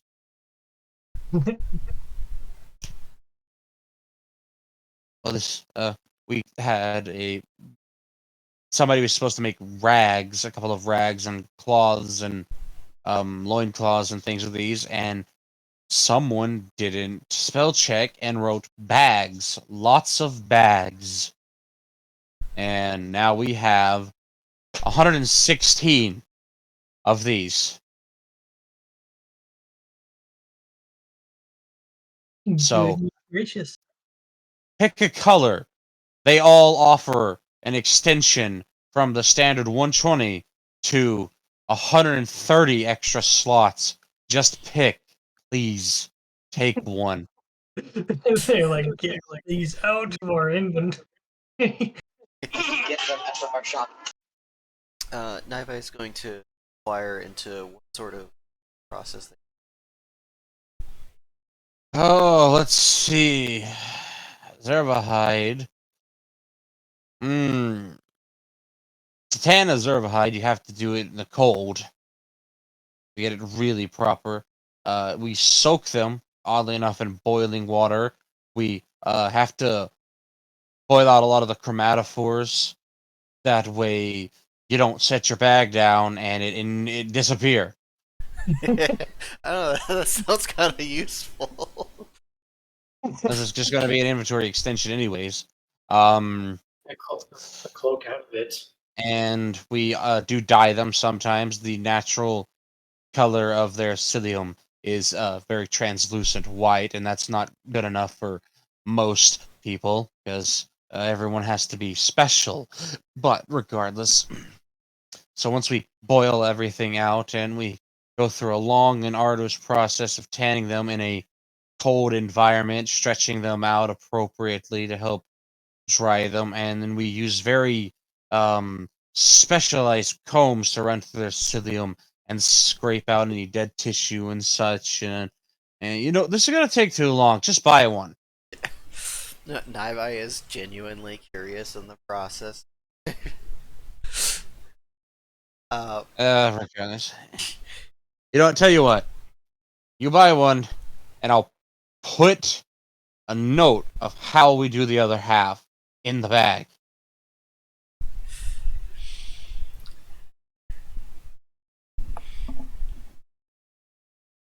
Fine, you win.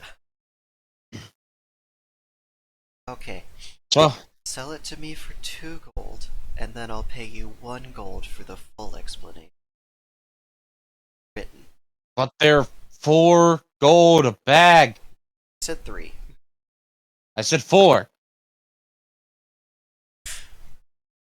There's a sign. There was a sign. Naiva's Like, gonna, who took this off? Naiva's gonna look around for a sign. They're pointing at. You can see there was a sign. There's like those little like chainy like wispy arms that you would have like a little wooden sign hanging from. That's there, but the actual sign isn't. There was a sign. Like, who- Just sit the hell down. No, stay there. I'm tired of arguing. So after we get all of the dead skin that could be under them, any thecilium and any possible chromatophores that are left, that's when we go through this sort of. Well, depends on the shape that we need and what we need it for. In this case, because we needed bags, they shape multiple pieces individually. They stretch some wider and instead of taller, and they took one and they stretched it around. And we like to use ironwood is one of the best ones just because how it responds to most things. It's a very useful wood, and what that did is it help as they retain their shape and they dry and cool more. The ironwood has this weird property to it. I think it might be because it has magic or something, because everything has to be magic these days, that it makes the leather harder. That could also be because of all the iron particulates running off into one side of it or another as it's shaped, but probably exactly why. Once we do attain those shapes of it, though, and we've properly prepared the leather, the actual tanning of it to give it any leather-like appearance is done with a assistance from a mage that has some form of wind magic, because we prefer to actually wind blast a lot of the dust off, and it gives it a very nice look, a very uniform sandy color. That also might be because more dust. You know, there's a very vicious cycle, and that's at least what I remember from tanning and Oh, making yeah. leather, but I was drunk most of the time when I was younger. Blasting it with air to get the dust off, and then dust comes back and blasts it again. Oh no! Stop!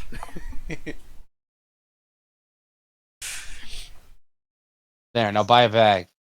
Naibai will have already put like 4 gold column as they explaining art and have picked out a nice foresty green. Alright. I'm just talking to whoever's behind them in line. Would you like a bag? 130 extension. Okay, so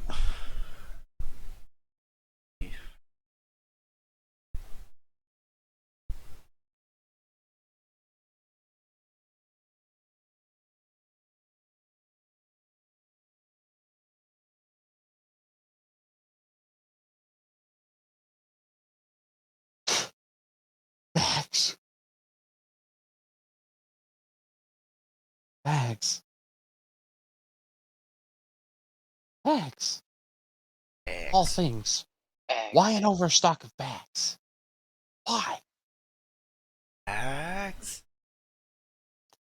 I don't understand you, Dice. Don't know what you think. There's no logic. It's just chaos. It's like my dice are 2 headless chicken trying to play tic-tac-toe against each other. Okay. I mean, So how many inventory slots do you know? 120? So We have 250? in your sheet there, right next to your blue inventory thing, there should be a green cell. That is for um, equipped inventory slot. Oh, okay. You said it was 100 extra slots. Yes. That bag was big enough that you could fit a toddler in it. yeah. Zerva are big creatures. They weigh about 250 pounds on average. So no, Damn. Big key. equip the bag, move their inventory from the fanny pack, and then they're going to stow their fanny pack. Can I get a item backside? Oh, yeah, 1, and the shape of the fanny pack is 8. So it's 1 and 8. Item size is 8. It takes up 8 spaces. It's punishing you for putting your old inventory in your new inventory. Of course it is. Alright, how do you spell the creature? It's Xerva. A. No. I'm glad somebody else heard that. No, it's Xerva. Okay.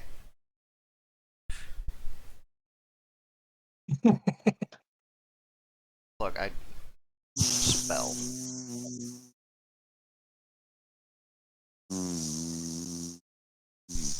Okay, and what is its armor rating? The one that you have. Oh, yeah, it's a bag. I'm just messing. It sucks. You It get has F. It's worse than your fanny pack. I mean, you get a single B scale in agility. Okay, that is actually better than what I had. Well, that's because it's made from a monster, and even if it's literally just a bag made from a monster, they still have impressive stats. See, monsters are where all the cool custom-made weapons are at. The problem is, monsters have the highest kill count on adventurers out of anything, other than other adventurers.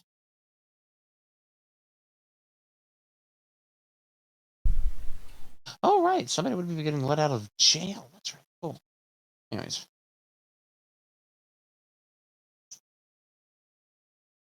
Well, what time is it in game time? It is finally. Let's see. Okay, so I can only track our time up to the 24th hour. But it's the 16th hour of the day. Okay. So I guess like 2? If that helps. It's a little bit after Sunshine. me. People are laughing. People are crying. People are bitching because there's a frame. How dare? This thing is just gonna migrate all over the guild hall and stuff. Okay, next question. If I can upgrade my iron saw blades for the hammer saw above a. If you have experience and material, you could upgrade them. I don't have material on hand.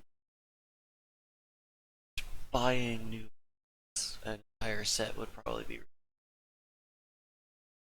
Yeah, it costs money. And the hammer saw is already a custom.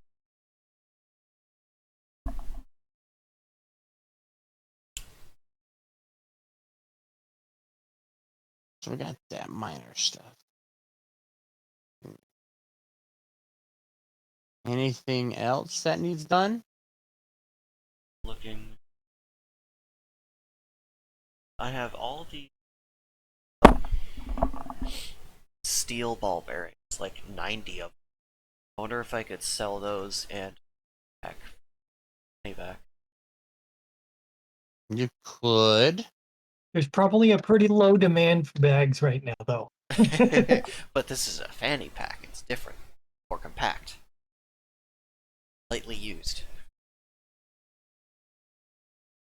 Slightly bloodstained. Mostly stained. You can try selling it to the pawnbroker. All right.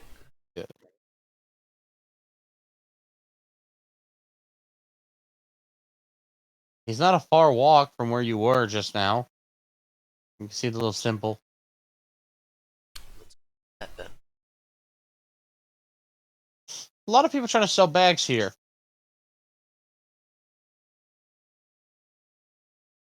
I mean, if I don't I tell you sell what. them the bag, then I use it for something still usable. Everyone was just trying to sell him bags at a higher price. Just I tell you what, I'll give you 1 gold. I That I will paid for. I shrug. know. And You paid for. I would shrug and say, right, fanny pack, take their. Marks it up. Just 3 gold. Puts in a little box and just kind of scoots it off to the side. And one.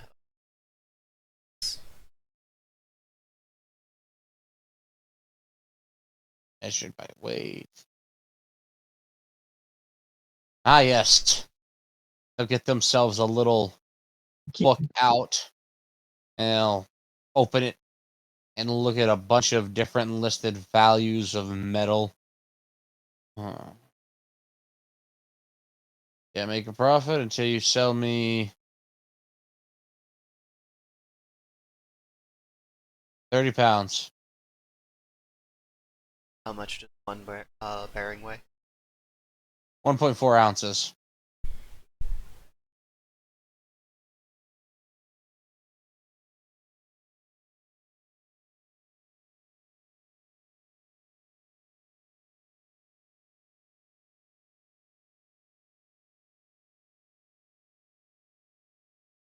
Just a pound.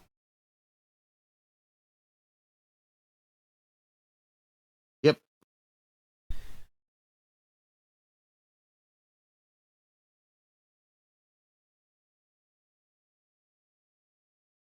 I don't have.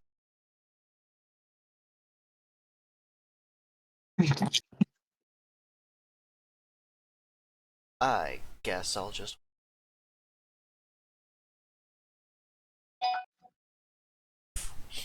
What else we got?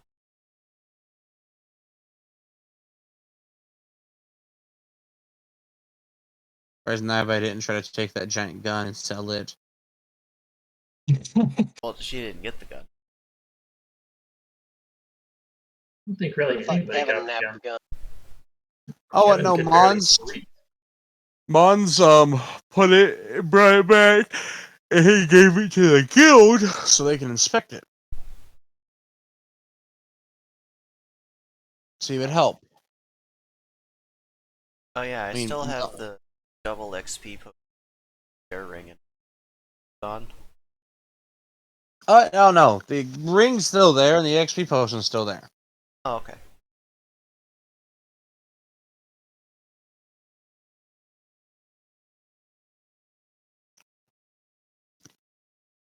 You try and sell those, get a good rate. I'm sure I would, but they're up. It's true. Yeah, they're probably much more valuable to keep the sell.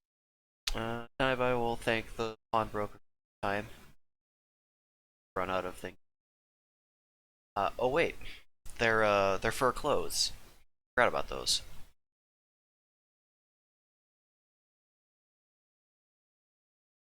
They can also give you 1 gold for your entire fur clothing outfit. The whole thing. Yeah.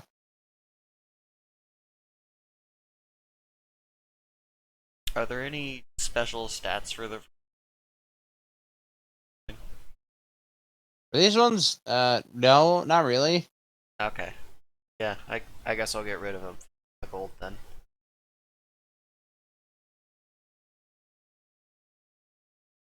The clothes pile. Into the pile, but memories into the clothes pile.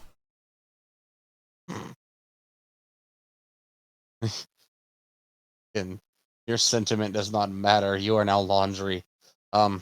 Somebody else will. The lost and found box is really just free for the taking. All right. Anything else you want to sell? Your dignity? You know, Naibai did silk cloths together. Wonder if they actually did anything. Time. Or did they die from nobody taking care of They them? might have just died. Or in a box. They were in a box, left there.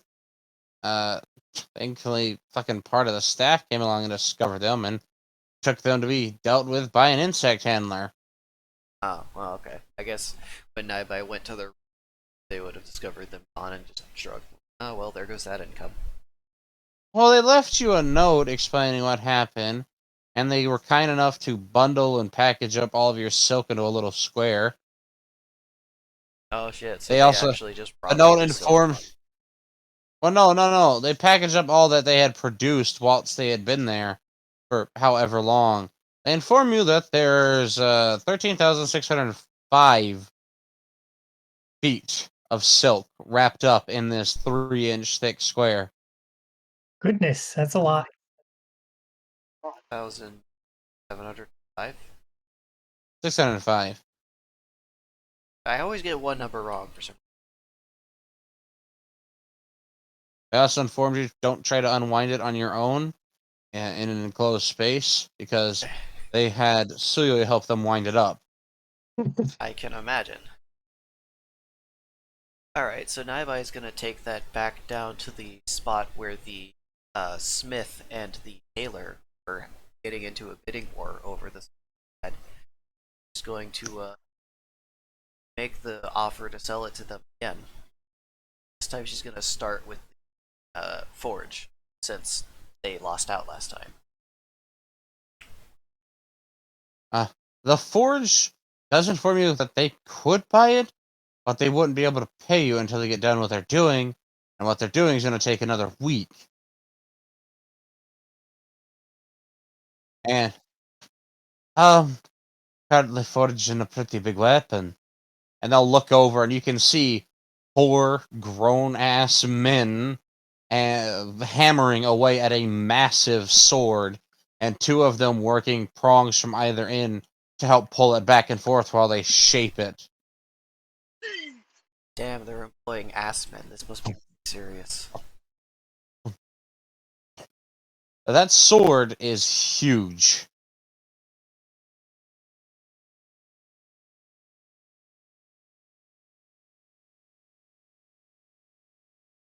It looks like it's the rough size of it.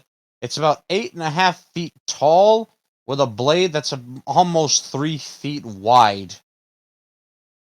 Goodness. So, that mountains. Oh, the person who commissioned that is technically Orono.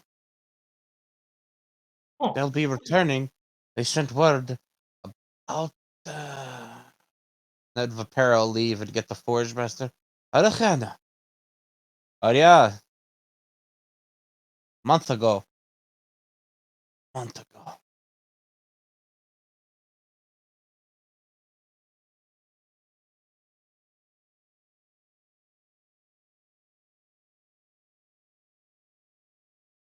the materials and everything.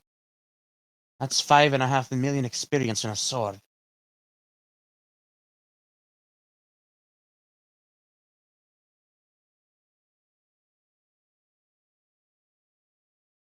Hello, world boss, and you can.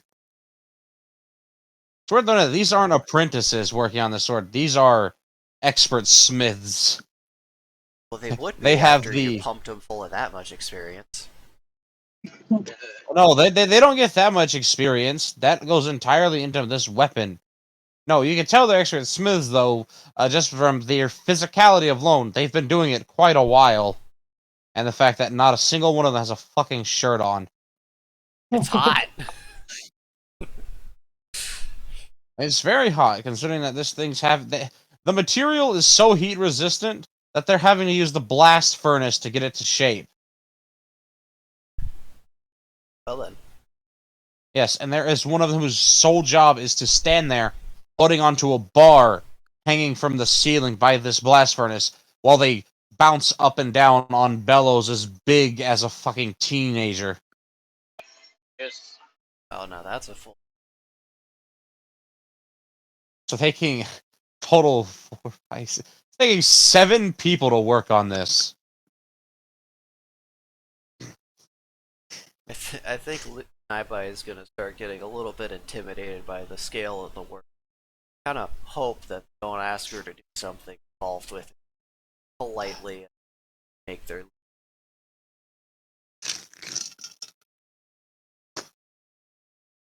Forging metal for a week straight on a single sword. We're almost done with the shaping. It only took them a day and a half. So they're gonna take the folded up silk thread over.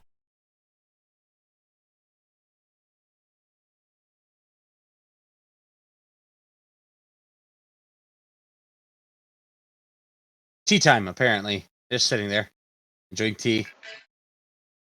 Aha, Naibai.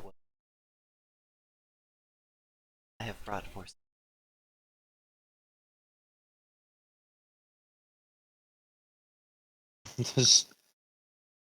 They're gonna play rock paper scissors to see who stops drinking tea to weigh it.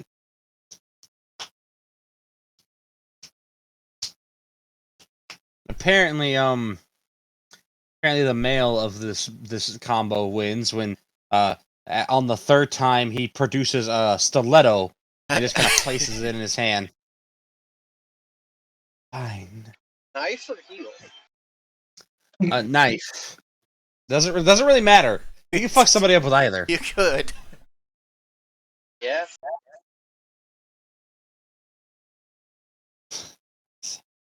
They'll take your silk. They'll walk over to the Something. because they're a little short.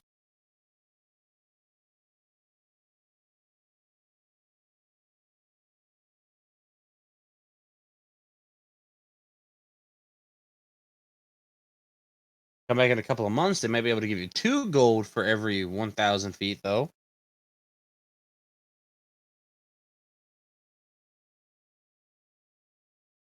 Up to you. That's half of that. I heard that I could get. If you come back in a couple of months, right now they can only give you about 135, 36 gold.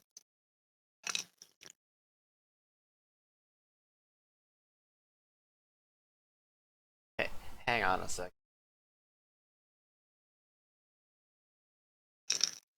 105 gold, 1,005 feet. Or I can come back and 2 gold. Excuse me, sorry, 2 gold for every 100 feet.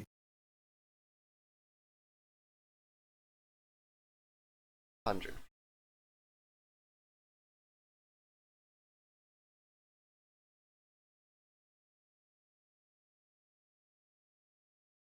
Thousand three.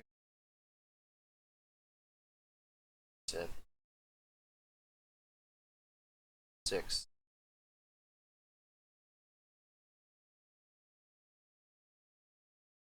It's gonna be 13.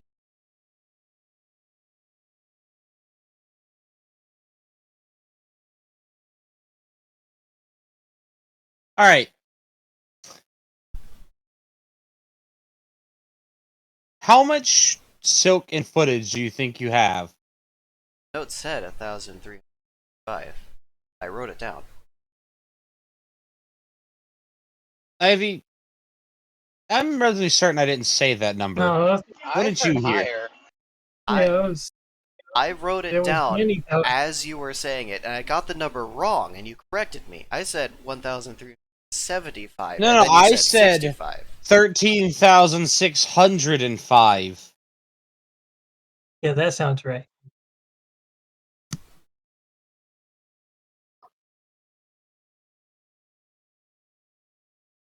$13,000.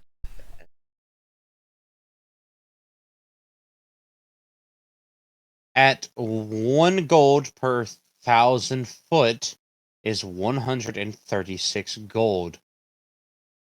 Okay. At 2 gold per 1,000 foot, it's 270 gold.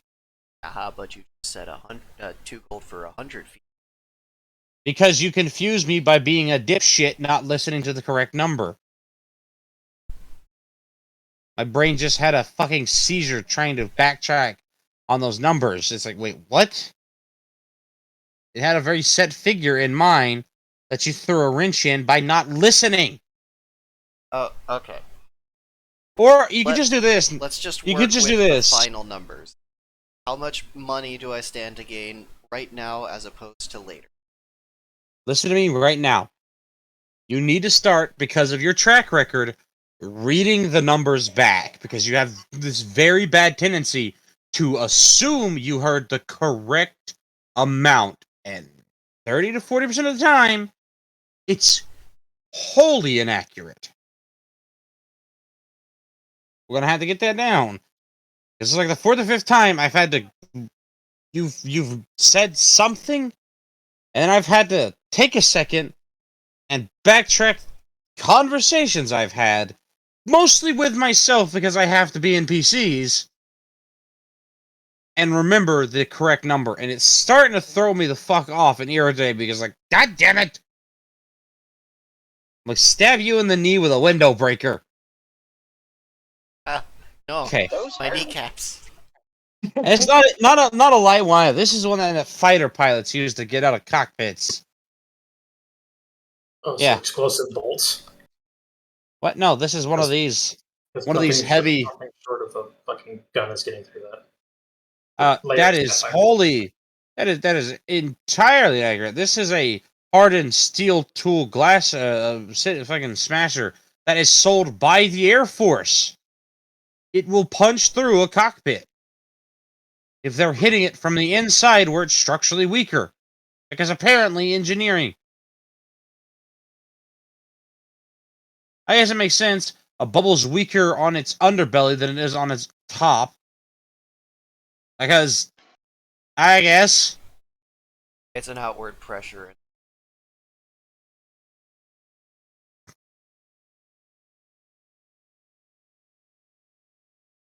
Now I have a rifle. I could definitely get through a window with that. Yeah. And if that doesn't work, I have explosives. And they're in the bathroom right now, just existing. I can see them under the sink from here. Anyways, I'm gonna just make this. Naiba's gonna sell it now because she doesn't know if she's gonna actually be here when their prices change. that's a good. Or remember. It's logical.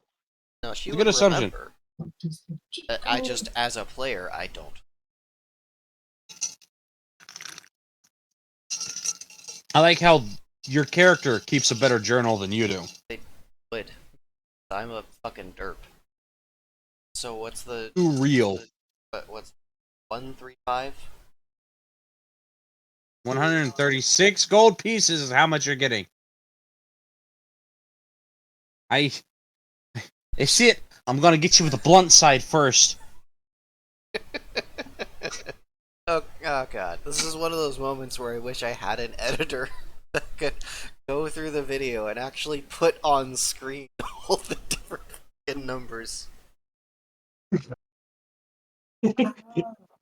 You fucked up.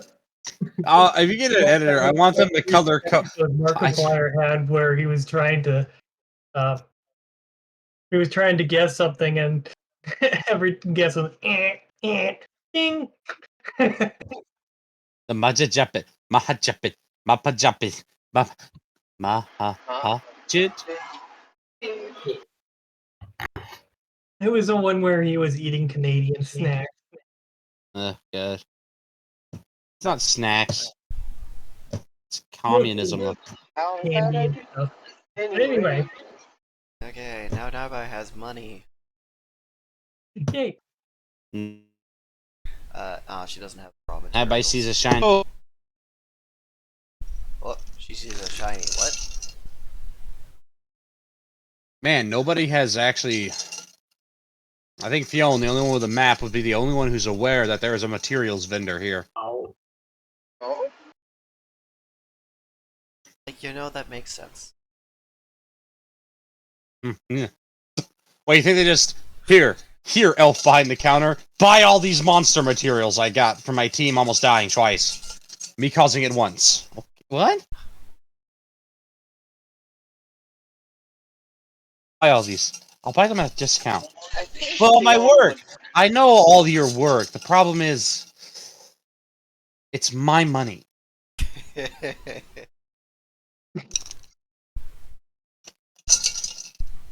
I think Fiona would visit that.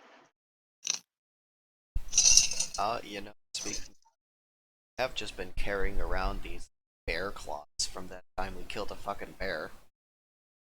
Tell you what, I'll throw you a bone. Naibai conveniently spots the material vendor, mostly because they're setting up a sign informing people about a buy two common monster materials get one free. That's neat. How convenient. Naibai doesn't currently know what materials they need. They will take note of where that shop is at, and then they'll go back to the person that makes the sling. And I just remembered it's probably. No, the ammo smith and gunsmith are next door, though. Okay. Naibai will go over and ask to see types of ammunition she could. They'll just set down a catalog.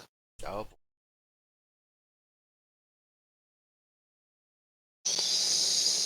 I don't know if I could type that. okay, you send Hey, it to me later. We can figure out. There's your standard sling, little smooth stone, little rounded stone. Bearings, balls, fucking caltrops. Practically what are needles? Essentially arrowheads you can throw at people. Mini chakrams, essentially. Lots of stuff. Various slings are required, though.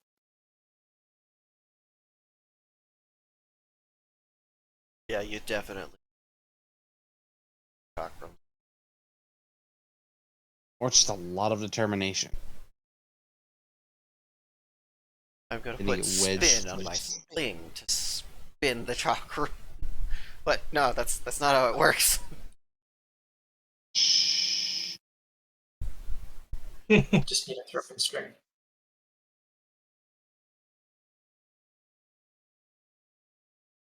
Oh, do they sell fucking tops?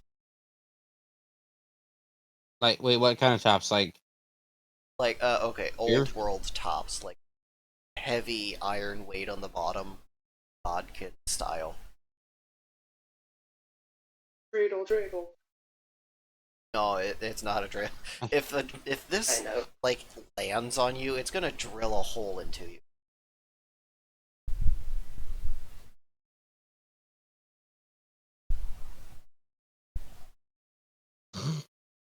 sorry.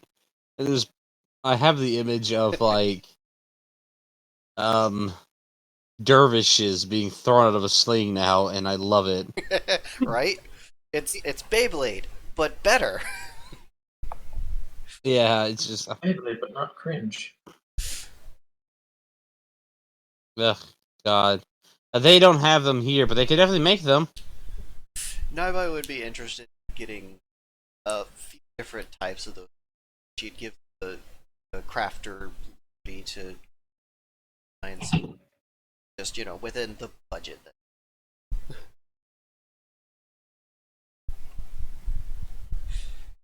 Okie dokie. They'll, they'll try and do their best. Materials.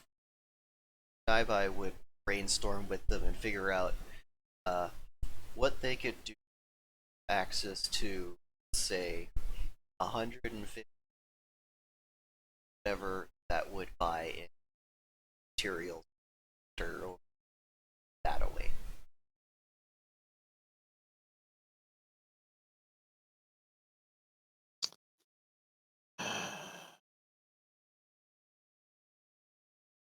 $100,000.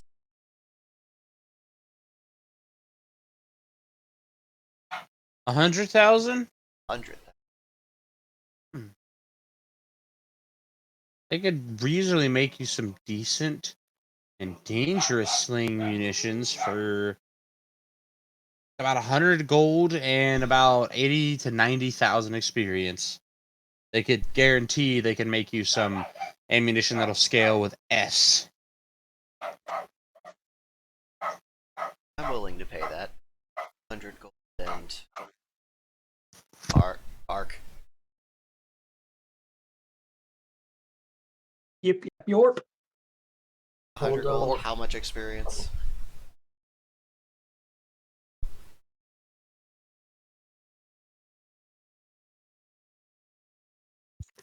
Be right back. I'm gonna go put a glass puncher in the ribs of a fucking Shih Tzu.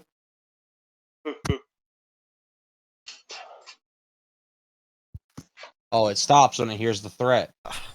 Let's see. Here's you getting That's up. usually how it Oh, no. goes. Danger!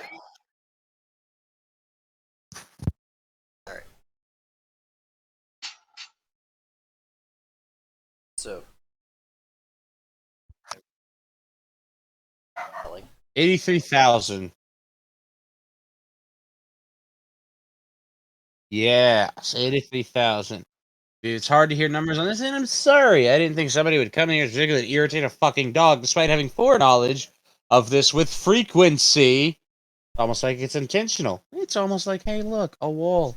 Hey, look, a 30 caliber cartridge from the British. cool. They did a fairly decent job. Falls Decent along enough the that low velocity, high mass range. Right, era. Works well. all I know is it can fold a snake in half. I know. It right. certainly can. That's a tiny bit overkill. No, it's not. No. Fuck you, Copperhead. No, it's not. A People large that stick live would in also Texas and Florida say it's not. It's not. It's not. Like those people like those idiots that say racers aren't venomous. Bullshit! What? They are. They The just prefer hell? to run. They're faced as Yeah. fuck, so they don't have to bite. That's how stupid my landlady is. We shot a we shot a red racer. She's like, it's a non-venomous snake. Bitch! You know how many people get hospitalized in this county alone from those snakes? Go back to the Midwest where you idiots don't know about snakes because you don't have them. That's her problem. She's from like Cincinnati or something. I was in the Navy. No wonder you don't know about snakes. You were in the Navy. In the Navy. Well, they did have access to snakes. It's just very infrequently because corn snakes and coastline. Eels don't count. Eels are not snakes as much as they cosplay as they are. All right. Okay. Regardless, Eels are just fish cosplaying as snakes. you take it and you leave them 100 gold, and then they'll go and get the materials for you. Oh, convenient. Yes, they're willing to do that, but that's only if you give them the artistic. Not really. It's like in this case, it's artistic, creative liberty to do it. So you can't bitch about what the material is made of. So if you're if you're planning to fight a fire monster, and they give you like materials made of another fire monster that are ineffective, that's on you. You could have said just no fire monsters.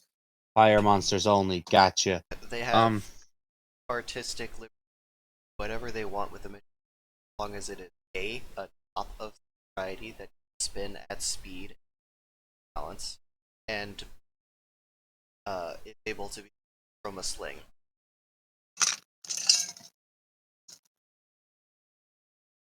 They can manage that.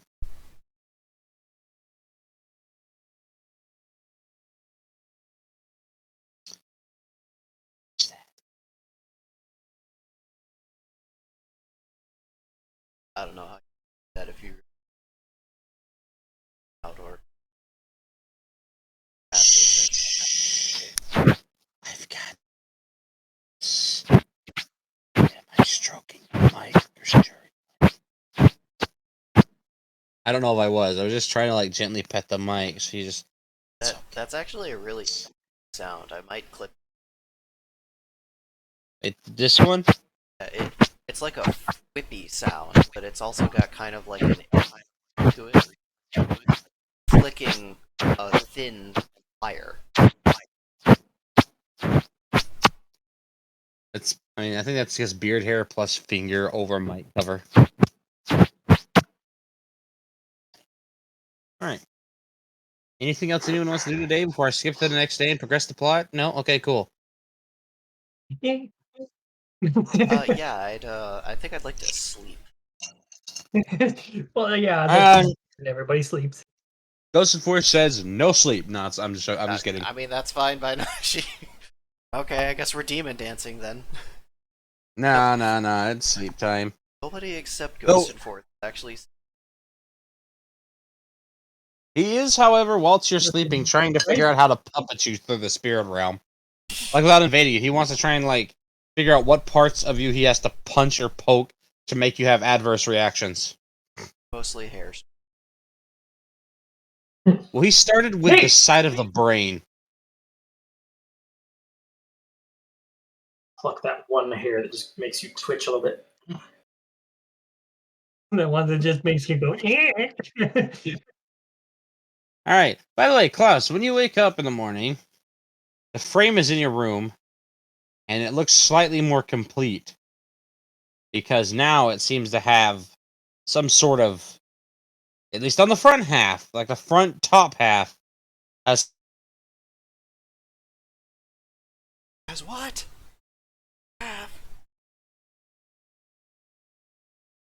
Okay.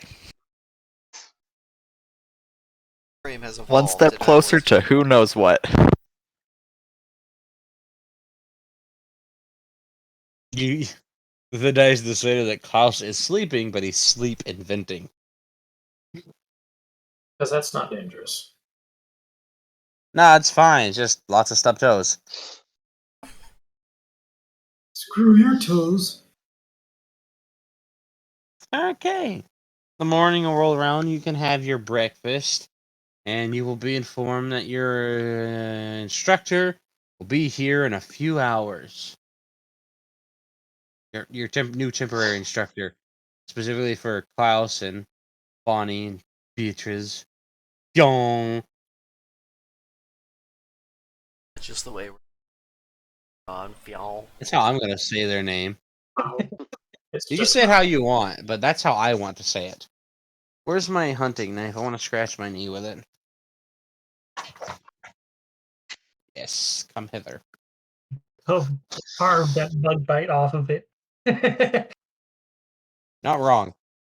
Yes, make the Like, larger so sometime. it's less annoying. If the wound gets infected, I can heal it with antibiotics. That might affect me in a couple of weeks, and ant bite's pissing me off now. Short-term solutions. Yep. Welcome to the human race.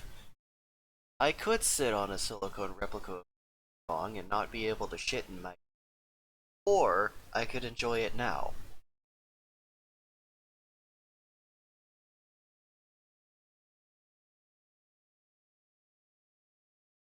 You know, kudos to an 80-year-old who's still using horse dick. I'm just saying. Anyways.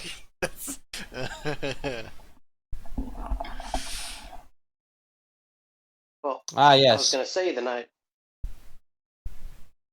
night before he would have ate and medicine? drank something and taken his medicine. You woke up a little panicked because all your teeth are on your pillow, but they were all still in your mouth. Oh, that's great. Wait, he Just gets gonna- free ah. teeth? Huh? Your teeth are fixed, but those are very much the teeth that you had all over the pillow. You can see all the Gonna kind of cavities. run his- Take better care of them next. Kind of run his tongue over his new teeth. Why? See, what I you feel gotta appropriate. do is put the old ones under your pillow. Not all at Yeah, once. there's- that's probably a guild thing, not attract the bone fairies. That is actually something that is recommended, is to put your teeth under there specifically. So, that way they can find the bone fairies who do exist and want to take people's bones. Mostly they keep taking, like, chicken bone. Like, they're not trying to sell boneless chicken, but they keep taking all the fucking bones out of the chicken in the kitchen right now. No, they're just taking the bones out of the chickens while they're alive. Why are the chickens now goop? Why are they goopins? But Just that one scene in Harry Potter taken to the extreme. Yeah. That would be the Chicken strangest good problem to have. Hey, all my livestock is currently ground beef.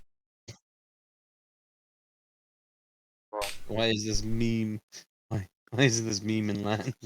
Why is this me? But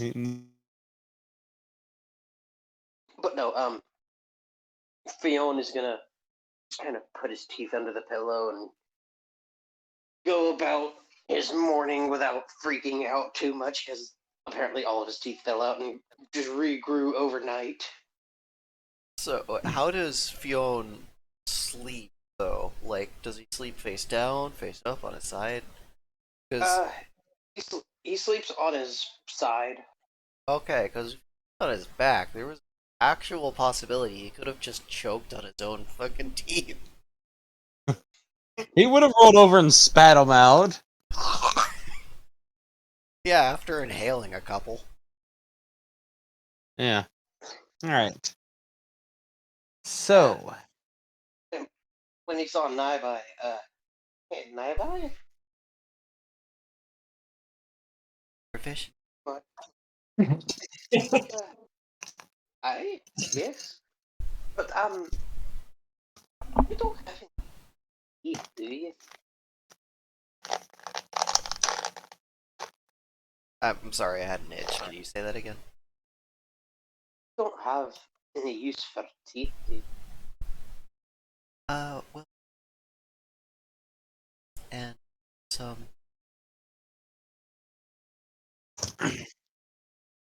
of a. I could always use them. Valve.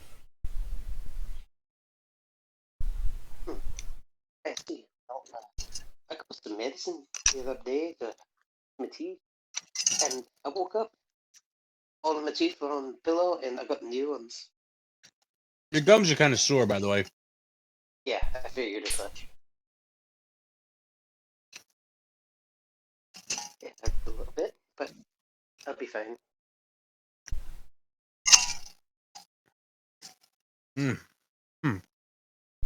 Okay. That's interesting. I was Poor wondering teeth. if maybe you would want them, or if I should just leave them under my pillow. Look how you're offering to give another person your teeth. There's no... What's Fiona gonna do with them? The question is, what the hell? Why would you immediately assume Naibai would want your teeth? I don't know. Because Maybe he wants Naibai to do some weird magic with. No, he knows that she does all kinds of natural remedies and stuff with nature and spirits, so he figured, hey, she might have a use for teeth. I'm not aware of too many natural remedies that call for human teeth. Well, you gotta remember, he's not completely human. I mean, Naibai will take them if you bring them to her. I don't think there's going to be too many situations where. Well, they're not necessarily human teeth. They're like human Catman teeth. So they're spiky bits. Fiona's just gonna leave him under his pillow. What's getting served up for breakfast today at the hall? This is the most exciting part of the game. Viking! We get it, because you like food. Make us all hungry. Yes.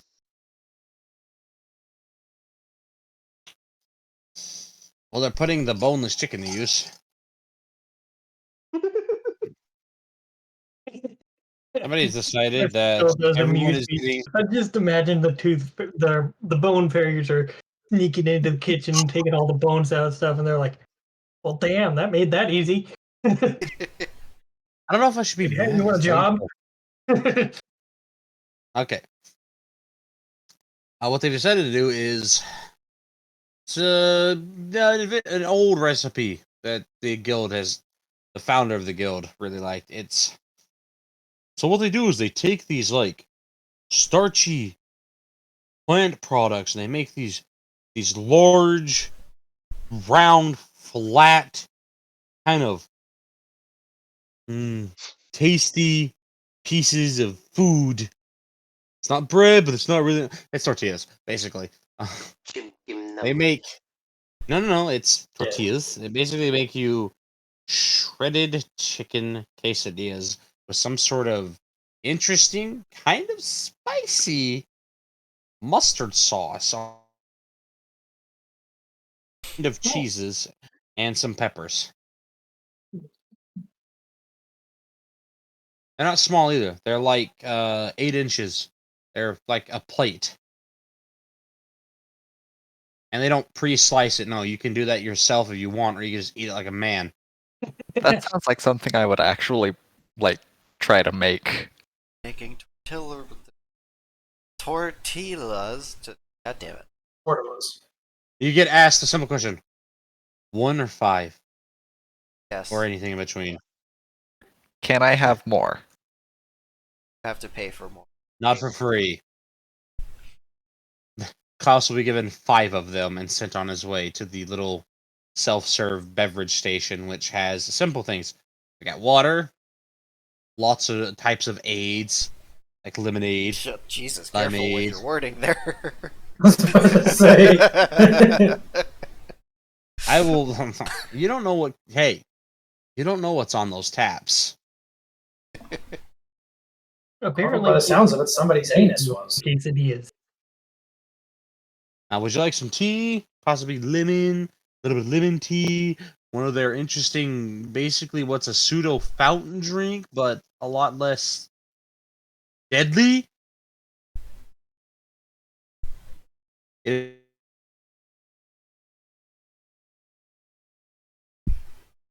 lemon tea. What about the peach tea? That one seems to be pretty popular right now. That's a good question. Let's also, find that.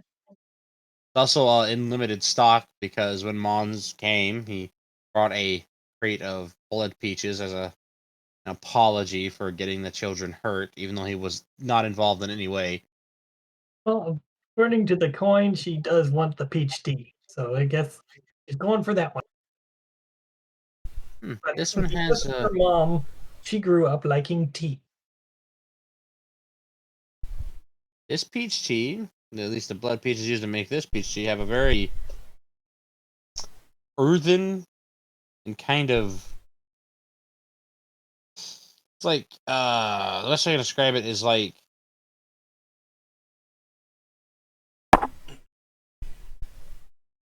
on the undertone of the peach, but it's not bad. Green taste. I fucking love it. If you want That's a the- green taste, eat kudzu. Like it starts out like that. It starts out like that distinct earthen taste, then goes right into the swell of the peach, and then just the tea. And it's like, it's like inches. Like kind of starts out bland, really fucking flavorful, then mellows out. Oh, cool. This is the third time they've had to refill it.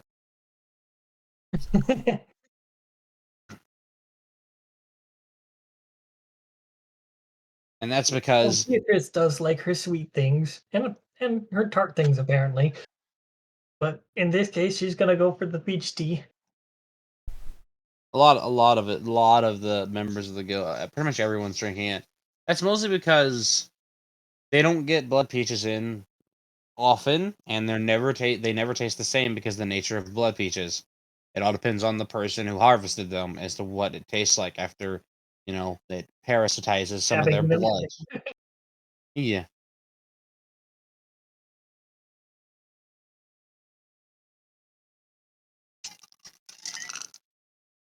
Mm. That's good stuff.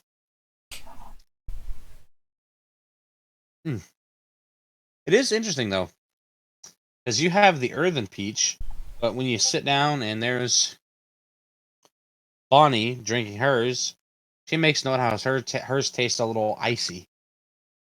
I mentioned that I got one of the kitsunes.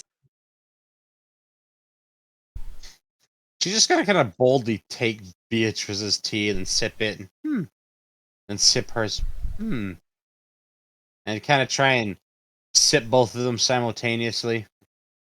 That's not gonna work. They fail at that, and they just just sit Beatrice's back down in front of them and continue to drink from theirs. And all of these teas came from the same pitcher. No, they've had to change that pitcher 3 different times. Okay. It's not small. You're talking like a fucking 4-gallon just little tower. Like those fused teas that you see at restaurants that they have to like take back, fill up, and bring back. Yeah. Yeah, it's got one of those. Except it's not made of dirty ass metal. They have wood that they can scrub and clean. They're made of. Metal, dirty. If you've seen what grows on the inside of anything made out of aluminum, Okay, well that's a little. If it was made of silver. I'm not even shitting you. Wood, most woods that they used for like casks and stuff.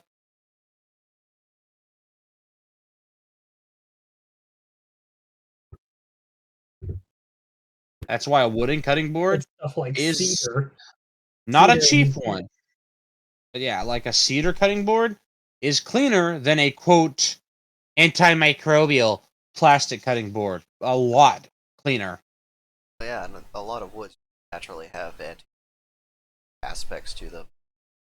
Yep. Yeah, Because, like you have know- you ever seen a cedar tree with moss or anything on it? Nope. Well, no, Exactly. I have, but small amounts, not the normal like aggressive over. It's like Right. they have natural, I guess you could say, pesticides in them. Kind of have to if they exist on this planet. Who the hell is this? Pretty much. Anyway, Who's exploding my stuff? What's going on here? Anyways, yes. You enjoying your breakfast? It's the good breakfast. I'm assuming Kevin has spent multiples of his money on buying additional quesadillas. He may have been yelled at already for getting back in line 20 times. We'll be right back. I just imagine just goes up and one of the kitchen staff working just takes a little fucking wooden spoon and bat on nose. No, go sit down. He's still got one more. He put down some money and still managed to snag one or two off the tray. Ow!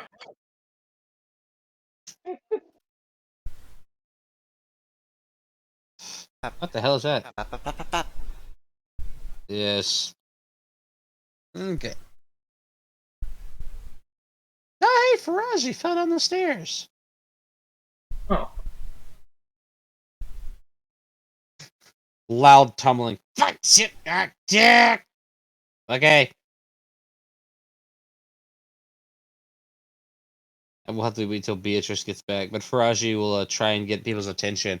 And how he does it is, he's smart. He runs up behind Fiona and scares the shit out of him by slapping him on the shoulders and screaming in his ear. Fiona would jump and turn immediately in the direction where it came from. His mane all flipped up, ready for something. Oi! Okay. Sorry, I ran here and I fell downstairs. Correction. I slipped on the first step and didn't make contact with the stairs until over halfway down. Is And he'll everything just, alright? yeah, it's fine. And he'll look down at one finger and just you can hear crack as he snaps it back into place.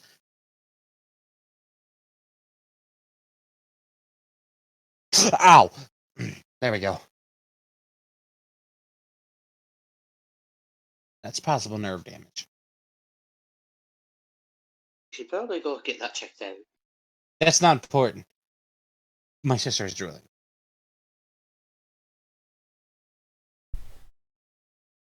I'm sure she'll be fine. So, what's the news? What you got?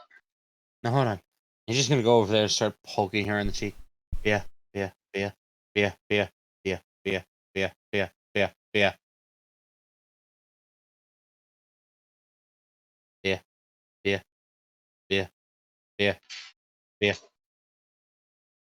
Well, if it's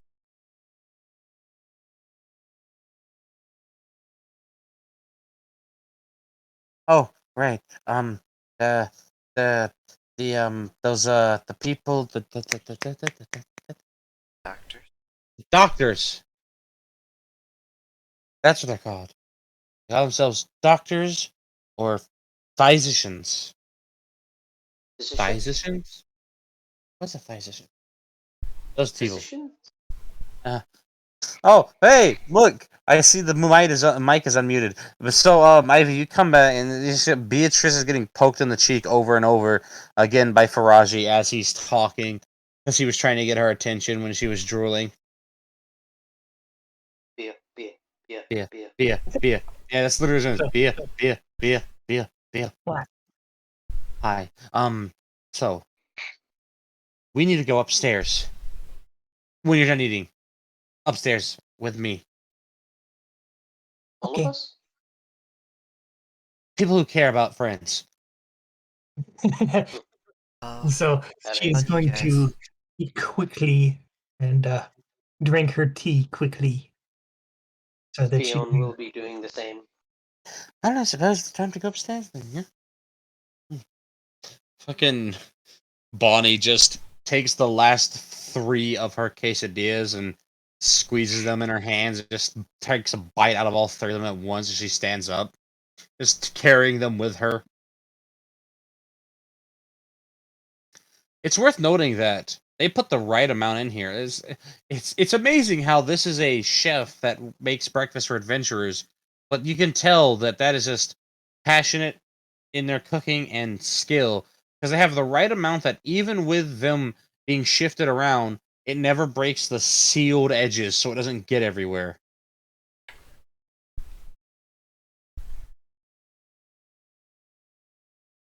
Ah, yes, when somebody actually cares about what they cook.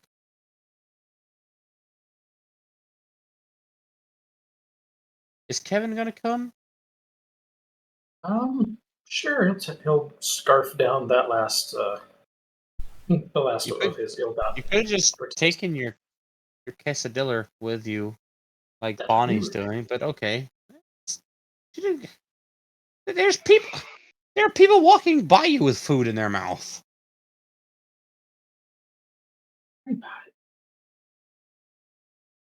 There's also people walking by you with a handful of titty, but that's regardless. Well, that's just common fare. We always Well, that's still food.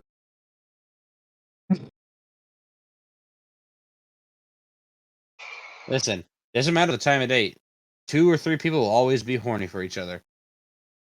This is true. Horny cares not what time it is. When it strikes, its bell will knell. It will knell for all. Raji will lead you to the infirmary. And you can see Sen just standing by Mob's door. And he'll look and then wave and kind of stare confusingly at Beatrice, who's just got half of 3 quesadillas in hand with just like cheeks puffed out while chewing.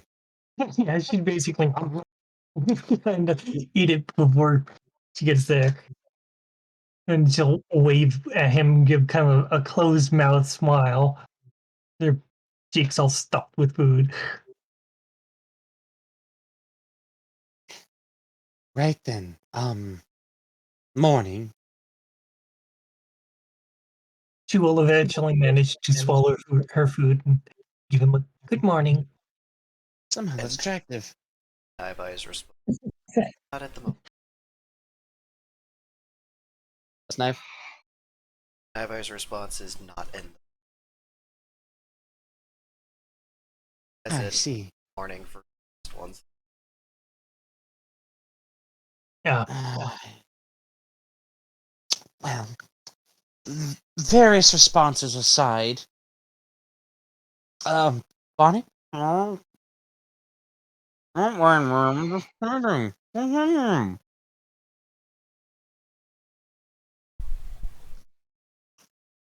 of amazing what she can put away. Holy shit. Anyways, important thing. Send door.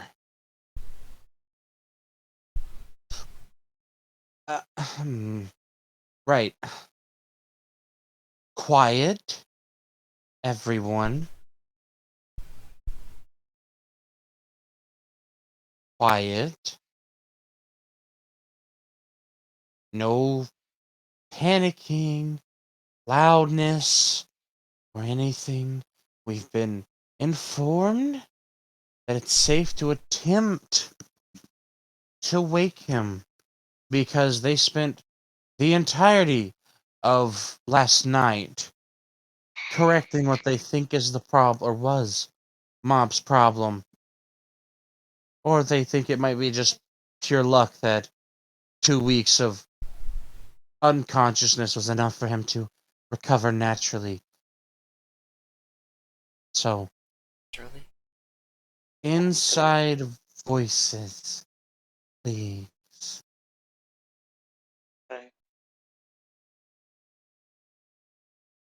Sen's the first to go in the room. And then Faraji. And then if everybody else follows, it would be a little cramped. But you could all fit. Beatrice is gonna follow.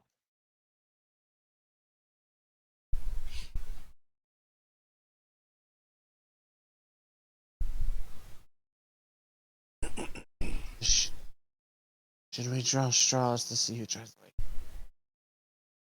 right back. Beatrice Oh. kind of looks at them and she's like, well, I can try if you like.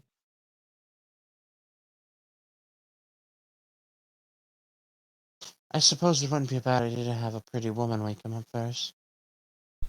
And so she's gonna snicker a little and she's going to make her way over to him and once again gently place her hand on the back of his and give it a light pat. You can feel his hand actually twitch this time.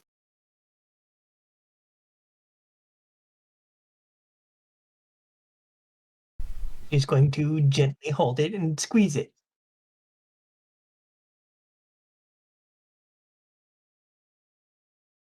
Oh, I see. Well, Mom does look like he's opening his eyes, but it's you can see the whites of them first, and the sort of black veins he naturally has. And as his eyes kind of reorient, you can see the the eyes you're kind of used to. That sort of cream-colored sclera of his with those um almost rust red irises, and that classical, very angry looking monitor lizard pupil, and both just staring up at the ceiling.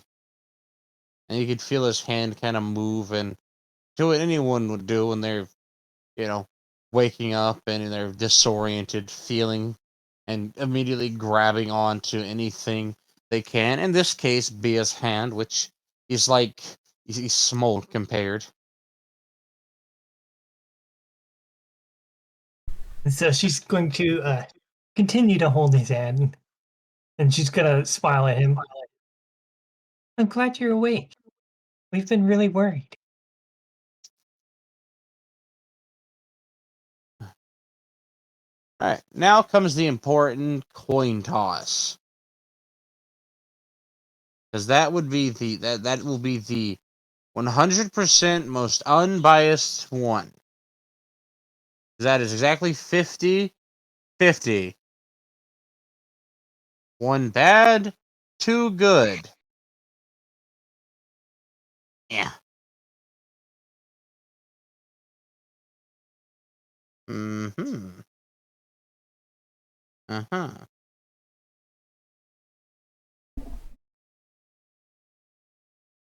Well, of 30 coin tosses, 21 of them were 1. So the average is 1. Damn.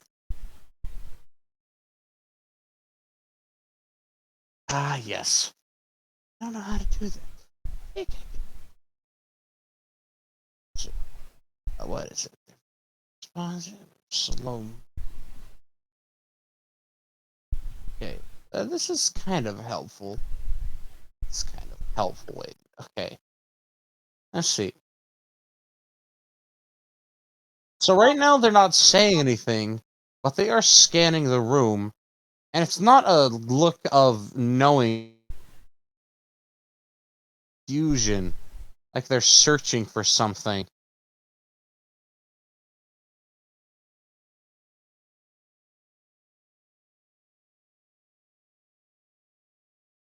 No,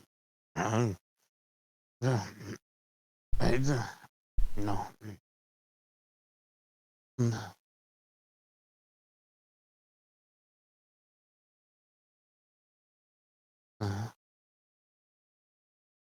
Um, it doesn't. Ah, see, there we go. Finally, dice roll. Took them a whole 10 minutes to notice they were holding your hand, which they'll quickly let go once they do, and sit up. Which is, I don't know, that could be intimidating, because fucking Mob is a very dangerous person physically. Jesus. And so Beatrice is going to watch him.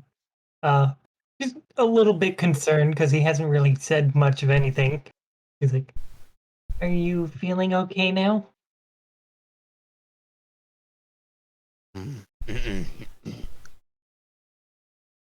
Who are you, if you don't mind me asking?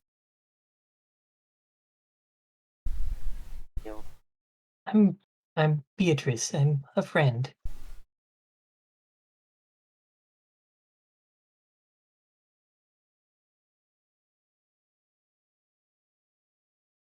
Uh, And um, Fiona. God, keep interrupting you. um,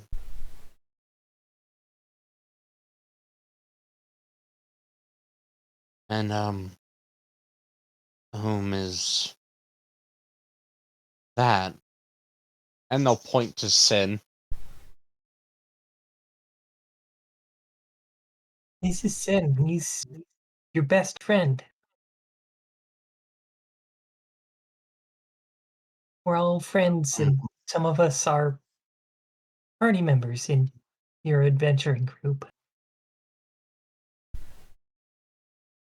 I don't recall any of you. I suppose that's understandable. You were injured very badly. You're in the infirmary right now.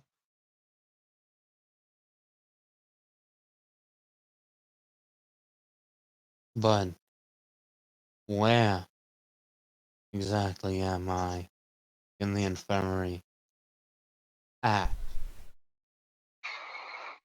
Start.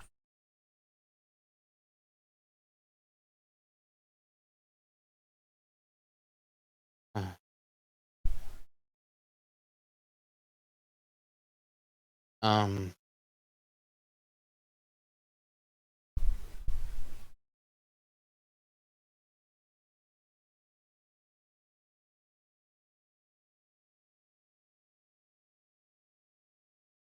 Which isn't necessarily.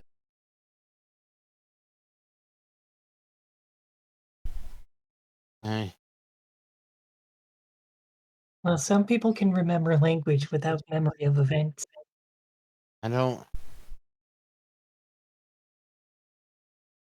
don't remember anything.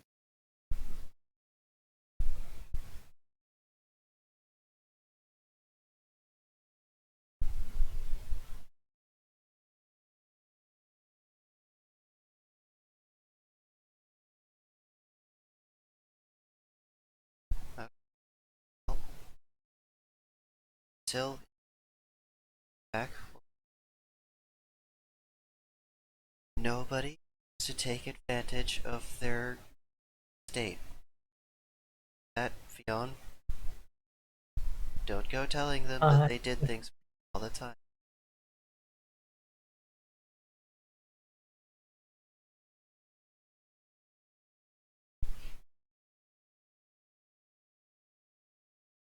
Excuse me a moment. I have to go for a moment. So Sen wants to leave the room. Sen will slip his way out. By force if he has to. But he's slippery, so it's okay.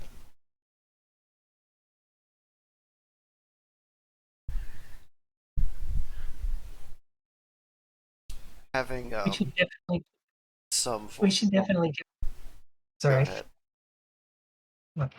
We should definitely get word to his family that he's awake now, and inform them of the situation. They may want to come see him.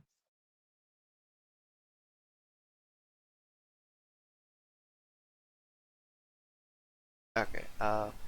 Having some level of nurse and other medical training, would Naibai have been on how to deal with X? Naibai was informed on how to deal with minor amnesiacs, usually due to the side effects of a concussion, head trauma, or things like shell shock. They weren't trained on how to deal with amnesiacs who have a case of severe amnesia reaching back to, years of their life. Okay. The principle, as I have been informed, or at least as people have told me in casual conversation, is generally the same. It's just a more extreme case of don't fuck with the person, just figure it out on their gently guide them towards how they used to be.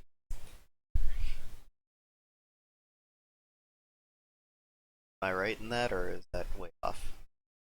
It is a good way. Is like don't when it comes to, like, the behavior, let them find that out.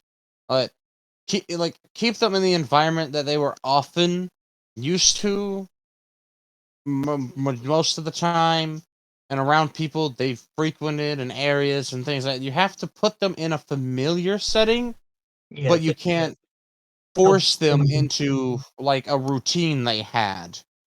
Yeah. Because the brain's like in a sort of defensive state.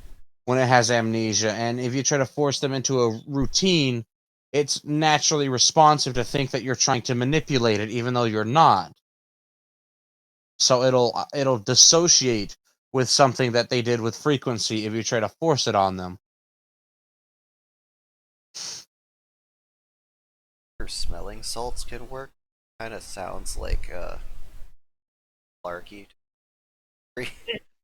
Kind It of can help. does sound like it. So who knows? It's a case to case. Like in the regards of smelling salts, that only works with short-term memory loss, usually from disorientation caused relatively recently. In the case of Mob, because it's a severe case of amnesia, it's not going to really do much other than put smelling salts up their nose. But you won't like. Probably not.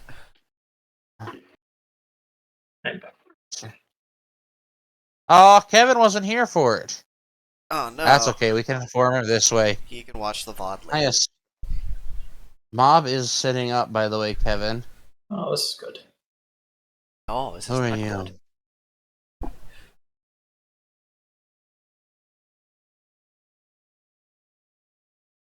Well, I'm Bonnie. Bonnie, old pace.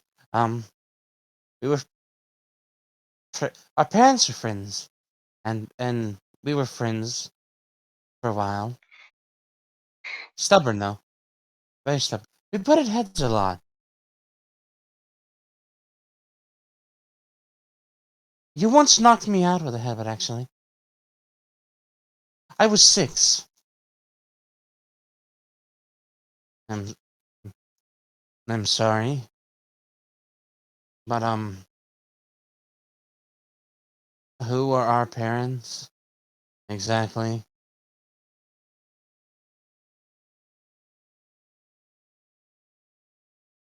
If you don't mind, I don't.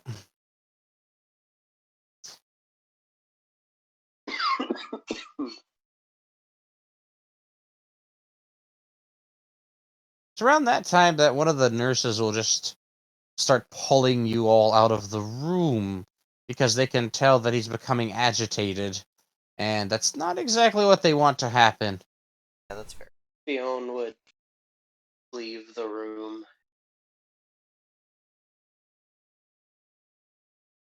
Beatrice is going to give a slight wave and be like, try to relax for a while. Perhaps memories will start coming back on their own.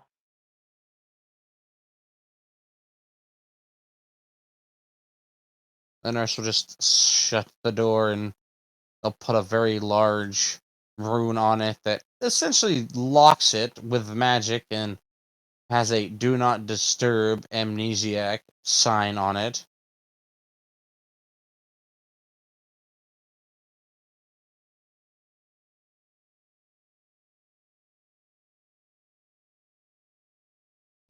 Faraji aptly put. Well, shit. Pretty much. So that's kind of what Beatrice is thinking. So like she's glad he's awake, but she's sad that he's having amnesia. Kind of it.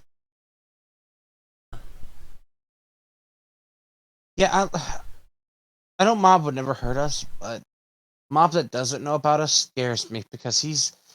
I don't know if you guys noticed, he's fucking big. Snug and be strong. The Oh, best he's thing to do ridiculous. is not piss him off. Maybe he'll hopefully come back to him over time. Best thing we can do is not agitate him. Well, Just treat him. Get to know now.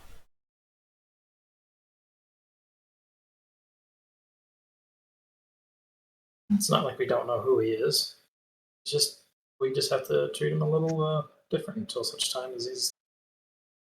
Oh, either that's him or he does come back. Which Oh, it's who knows how long definitely that him. might It's his spirit in there. Someone else I'd have told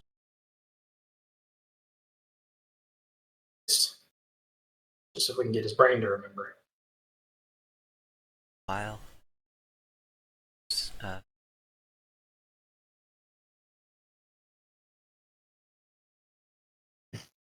If I might acting physician on his behalf. Children, are you familiar with your friend's genetic, I guess we could say, natural born traits? Somewhat. He's part zombie and part. I'm not even sure what his dad is. Cursed regeneration and zombification. So, that's a pretty good ballpark. So the first one, curse regeneration. It's not unheard of, but it is quite rare. Now, what that means, and please take a seat, and he'll gesture to the, seats that are just kind of put between the rooms for people to sit outside the doors. And then he himself will kind of pull up one of those little rolly chairs that are around and sit on it. I love revolution chairs. Now, curse regeneration. Not unheard of, though an extremely rare passive trait that has been historically, and within modern history, acquired by adventurers from their exploits. Now, the thing with curse regeneration is it's a curse. It is a regeneration of such effectiveness that death is nigh impossible without the right circumstances. Those circumstances require very unique things to be met. Like, you would have to have a form of destructive restoration. You'd have to restore them to a natural state before the curse was applied, because nullification isn't exactly that simple with negation magic. Now that, on its own, is relatively simple. If his head would have been split like it was, with just curse regeneration, he would have naturally recovered. But because of his secondary perk, zombie, or zombification, he's essentially undead. But he's very much alive, he's warm. Because of curse regeneration, it counteracts most negative effects from zombification. It doesn't, however, counteract his susceptibility to fire and his extreme susceptibility to holy damage. Now, what we noticed is whomever absconded him, who did the damage to his head, they utilized either a spell, enchantment, or an imbuement when they did the damage. And they struck him with fervor, which is holy fire. It's gnarly. It's quite gruesome, especially to someone with a susceptibility to both. He was able to overcome that through quick thinking of whoever was able to use some advanced level of restoration, I don't know whom, to stem the bleeding, and his curse of generation was able to overtake the majority of the damage from the fervor. However, fervor does a certain thing because it's holy. It cleanses. Holy cleansings. It rotted away at his zombification a little bit. Now that was part of his being, who he was, his personality. It's all part of him. It's not just a trait that sits there. Because that was so heavily susceptible to the holy damage from this essentially specialized weapon or object or spell, it caused thousands of hours worth of trauma in a matter of moments. It was like he was put under a reciprocating saw for months and months. And it all happened like that. That caused trauma. And because of that, he didn't have any strength or memory retention, at least a majority of his memory retention. And his brain, and thus his curse regeneration, adapted to heal itself and keep him alive. So that's why he's amnesic. And he may be like that for days, weeks, months, or even years to come. So, You're in for the long haul, children. And adult. I haven't had it as an afterthought. As an Does he look to anyone in particular? Adult? Kevin. Okay. Yeah, I think Kevin's pushing 40 right now. Yeah, it should be. I think he was. I think he just turned. I think he just hit technically 20 in the last campaign. They've been here for 20, so he's mid 40s ish. Yep.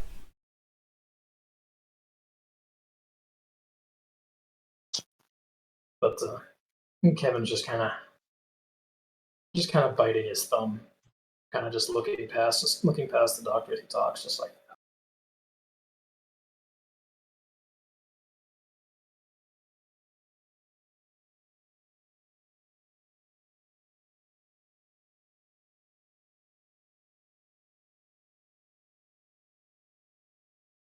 Now,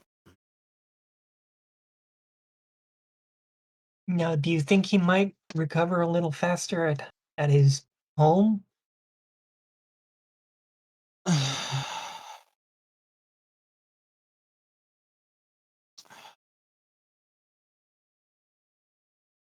alright. So,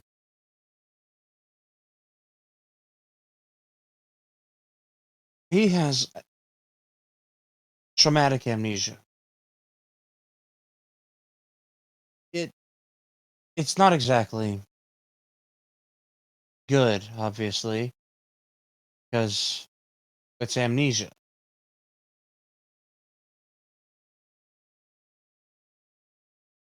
There are some things that we could do to help. In this case, family support will be pretty much instrumental to him recovering. Any photographs, smells like mother's cooking, bakeries that they enjoyed frequenting, locations, music that they enjoyed. Basically, things that they would have spent a lot of time around and been close to. Do they have anyone they value, anyone they love? Fiona. There Well, yes, was one. recently fell in love with an adventurer at the other Adventurers Guild. It might be. Yes, yes, it was N- fairly recently, but Not not necessarily. Because of the strong chemical reactions that love has on a brain, neurologically in this case, because of how it makes it respond, it releases such a potent signature that it more often than not catalogs the person you care about, that you truly love, someone that you actually love, not lust for, but love. It will burrow them, and sometimes they will stay at the forefront of your mind. That's why you think about them all day. That, while not currently there, at least to them, to their knowledge, they may assist. It's worth a shot, is all I can tell you.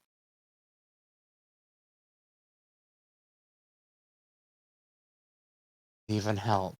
A friend that they haven't seen in a while, but they're good friends with. An activity they enjoyed. On cooking. Then try that. Don't force it, though. Suggest it. It has to feel, when it comes to certain activities like that, like cooking or hiking, it has to feel like they wanted to do it. You have to give them the option to. Don't force them to. The brain will, in this case, dissociate that activity. because right now they are conscious, they are awake, but their brain is in a state of fearful panic, trying to remember all of the information that was lost in their injury. Yes, we might want to suggest cooking, see if he would like to try, and just let him know that he used to like it and like to see if it stirs any memories up.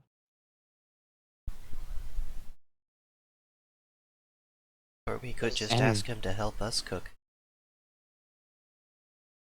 And his inventory. Do you have any items from his inventory, or does he still have them? we had them all taken out very carefully and placed in his personal vault for safekeeping, as is standard procedure, so nobody can steal from them and nothing gets misplaced. Alright, that's good. Is there any way? I know for a fact that he had a cookbook. He'd have to get approval. In the case of your friend, even if you are his friend, without their consent, which he can't give it because he's in what we would call a compromised mentality, he can't give his consent for you to access inventory. You would have to appeal to the head administrator, and if the head administrator can give you approval, which that would require them to go to the assistant guildmaster and ask them for permission to grant you access to his personal belongings because they are his belongings. But you could try. And I can't stress this enough, though. Make it feel like their decision, and if they have a best friend anywhere, bring them. Even if they don't remember them, just like someone that they love, someone who is inseparable with them as a friend, Well, they Sen and will remember. very close friends with him. Sins. Sini's got. Oh. The hive. Oh, right. If since he's not currently here, if you do see him, if he's in his room or if he ran out, since we told him he can leave whenever he wants, uh, his graft will be prepared by tomorrow, and we can, his grafter, should I say, the healer will be here to fix his wing. Well, that's good That's news. I'd been worried about that. Well, he agreed. We warned him of the pain, the severe pain, and the medical debt it would bring on, because that is not an easy task for a grafter to do. But he's aware, so.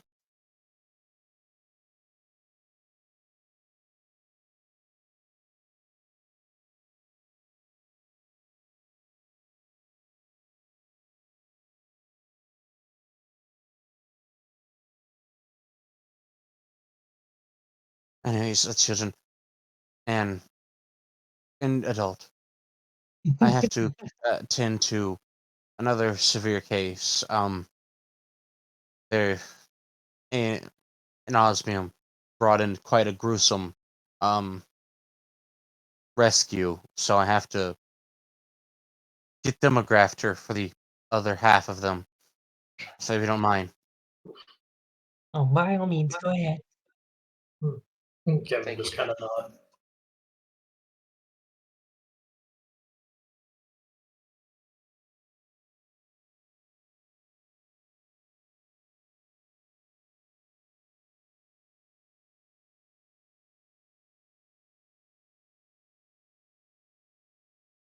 Hey, look, your other instructor should be here about now. Oh, Ah, Yes.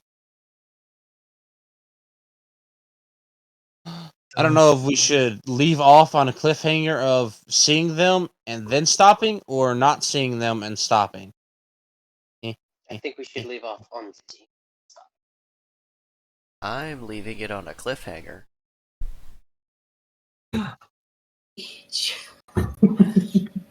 So even if it gets revealed, the audience won't know. Haha!